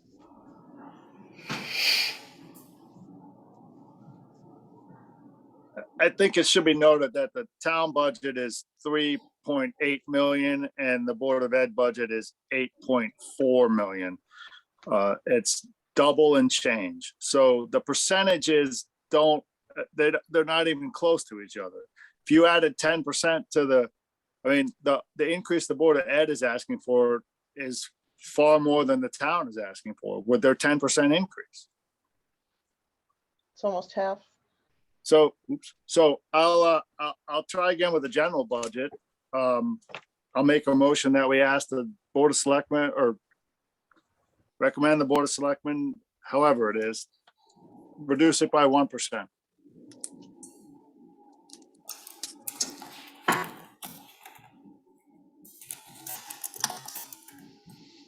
You're reducing the Board of Selectmen, the general fund by 1%, is that what you said? General Yes, government. ma'am. The general government budget reduction by 1%. Excuse me, wasn't that what the motion was before? No. The Board of It Ed. was voted on? That was the Board of, Wasn't the town budget? Ed. Before I was talking about the Board of Ed. Now he's going for the town. I second it.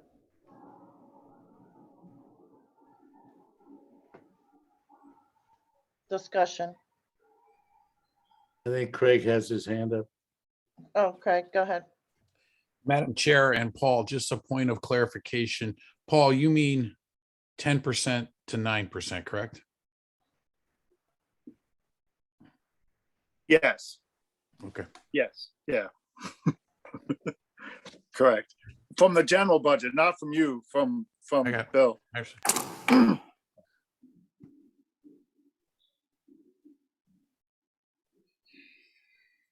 Any discussion?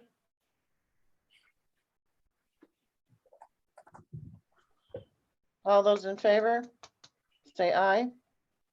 Aye. Jesse Burnham, aye. Christina, aye.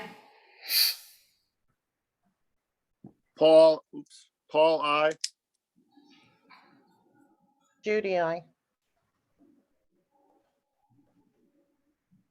Sarah Garth, There is a Garth. I'll give you an Okay. eye for this. An eye for an eye. so it passed unanimously. We got half done. Okay, I've got another motion that maybe this will get us where we need to be. I make a motion that we, what are we, did we ask to go back to the Board of Selectmen with the what did you ask, Paul? What was the motion? You mean the motion has just passed? The motion that just passed, what exactly did we say? So that I can mirror it? Reduce the Board of Selectmen's budget by 1%. Okay, so I'm gonna make a motion that we reduce the Board of Ed budget request by 0.5%. Second the motion, Angie DeSanto.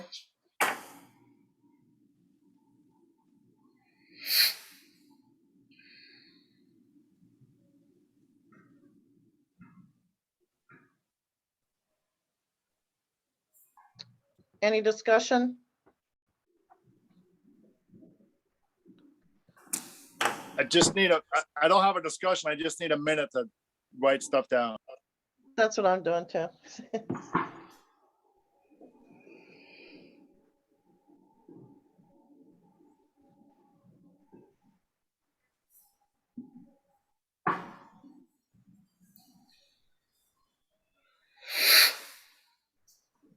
Would it be possible, just so we're all on the same page, say exactly what percentage you're willing to give the Board of Ed, since we've tossed out a couple of different numbers?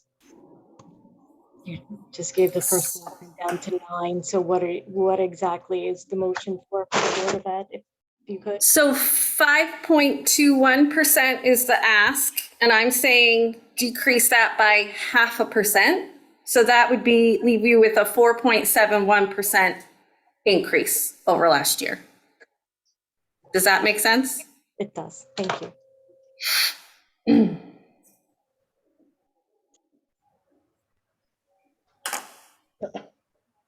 Discussion?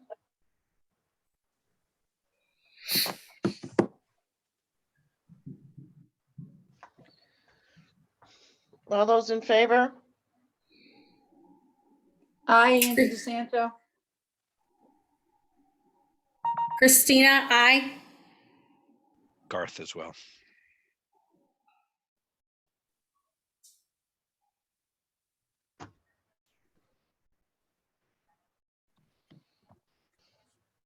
I still think it's high. No.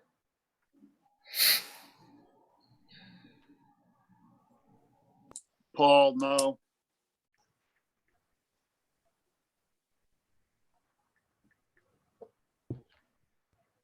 Jesse, no.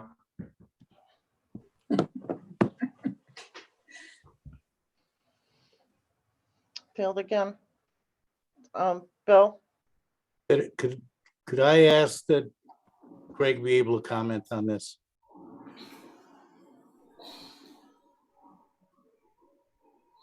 Go ahead. Madam Chair? Yep. So I know the meeting is running late. I appreciate the support for the Board of Education budget, and I'm not in any way offended by the no's. I want to offer a compromise. We may have some wiggle room with First Selectman Folletti's fuel contingency. That may be the difference between the 4.21 and the 4.71. I think I'm out of order here a little bit. I'm not a Board of Finance member, but we would be willing to work with a lower amount if we had that fuel contingency. Right now, we've controlled everything we can control. Our biggest exposure or liability or risk, if you will, is actually the diesel fuel. So perhaps a motion that approves that contingency fund, which would give us a little bit of a cushion in case of some outrageous inflation. Bill? If I can comment on that, Judy, I will certainly support, I can't speak for Catherine, that I believe your last motion that the Board of Selectmen can leave intact that 50,000 we're talking about for the contingency fund and look to other line items to make cuts, and that would certainly be my recommendation. Catherine? I didn't hear that was what they said in their motion. They said to cut the general government budget. by 1%. And that could hit the contingency fund as well.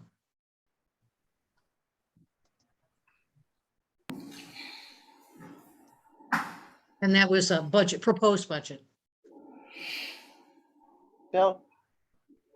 I believe what I said, I would recommend to my board that we not touch that 50,000 contingency fund when we look to make our 1% adjustment. Madam Chair. Catherine? Bill, we'll have the discussion about this, but you have to take into account the fact that the reason that we put the 50,000 in there is because we are anticipating that's what our fuel could go up to. Okay, it's not like it's a arbitrary thing.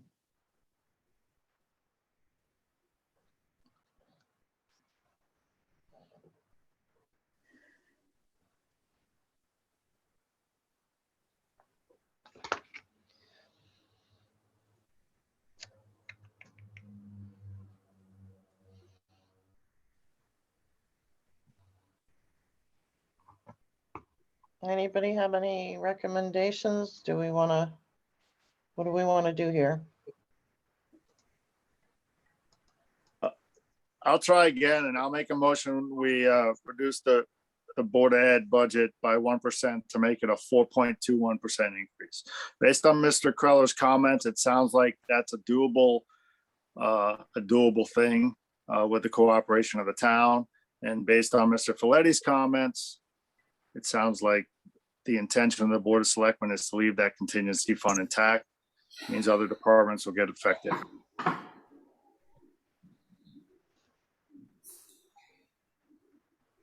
we have a second? Jesse Burnham, I'll second that.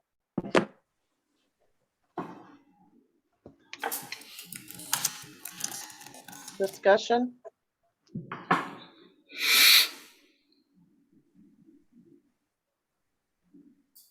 Any discussion? All those in favor? Jesse Burnham, aye. Paul Varga, aye.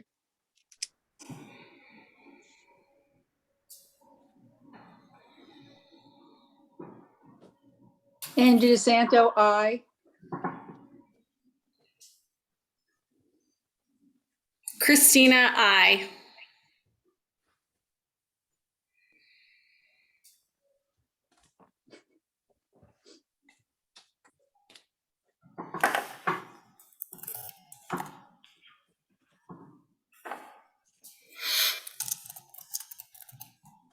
I still say no. Motion passes. I don't think you got all the votes. You didn't ask for no's. Oh, we got Garth. All those opposed? Garth.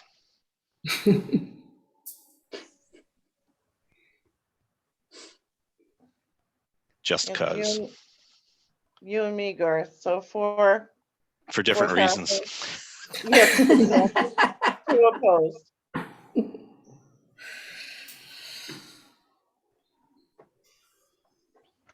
Horse trading at its finest.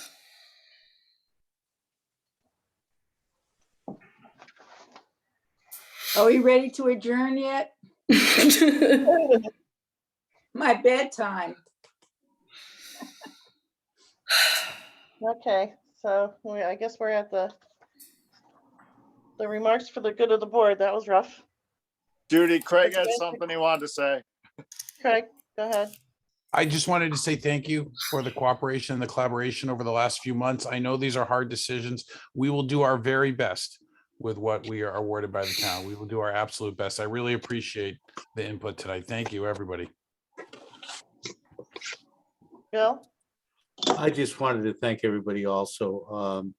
One of the things that I found the most rewarding over my roughly four short months of being first selectman is the team effort that's going on and the transparency, the intercommunication between all of our boards. And while we may differ in opinions from time to time, we all have the best interests of our town at heart, and I appreciate Yep. all your efforts. And thank you very much. Thank you, Bill. Thank you, guys. I know you guys worked hard. All of you, Cheryl, the school, everybody. Thank you very much. Do Adjourn. we have a motion to adjourn, Angie? Me. I think John toasted us. John, did you just toast us? A second? Congratulate everyone on a job well done. Oh, okay. I thought you were just drinking. You got a After second? this, he probably will. Second. We all. Paul Varga. Thank you, Paul. All those in favor? Aye. Aye. Aye. Good night. Night, folks. Good night. Night. Good night.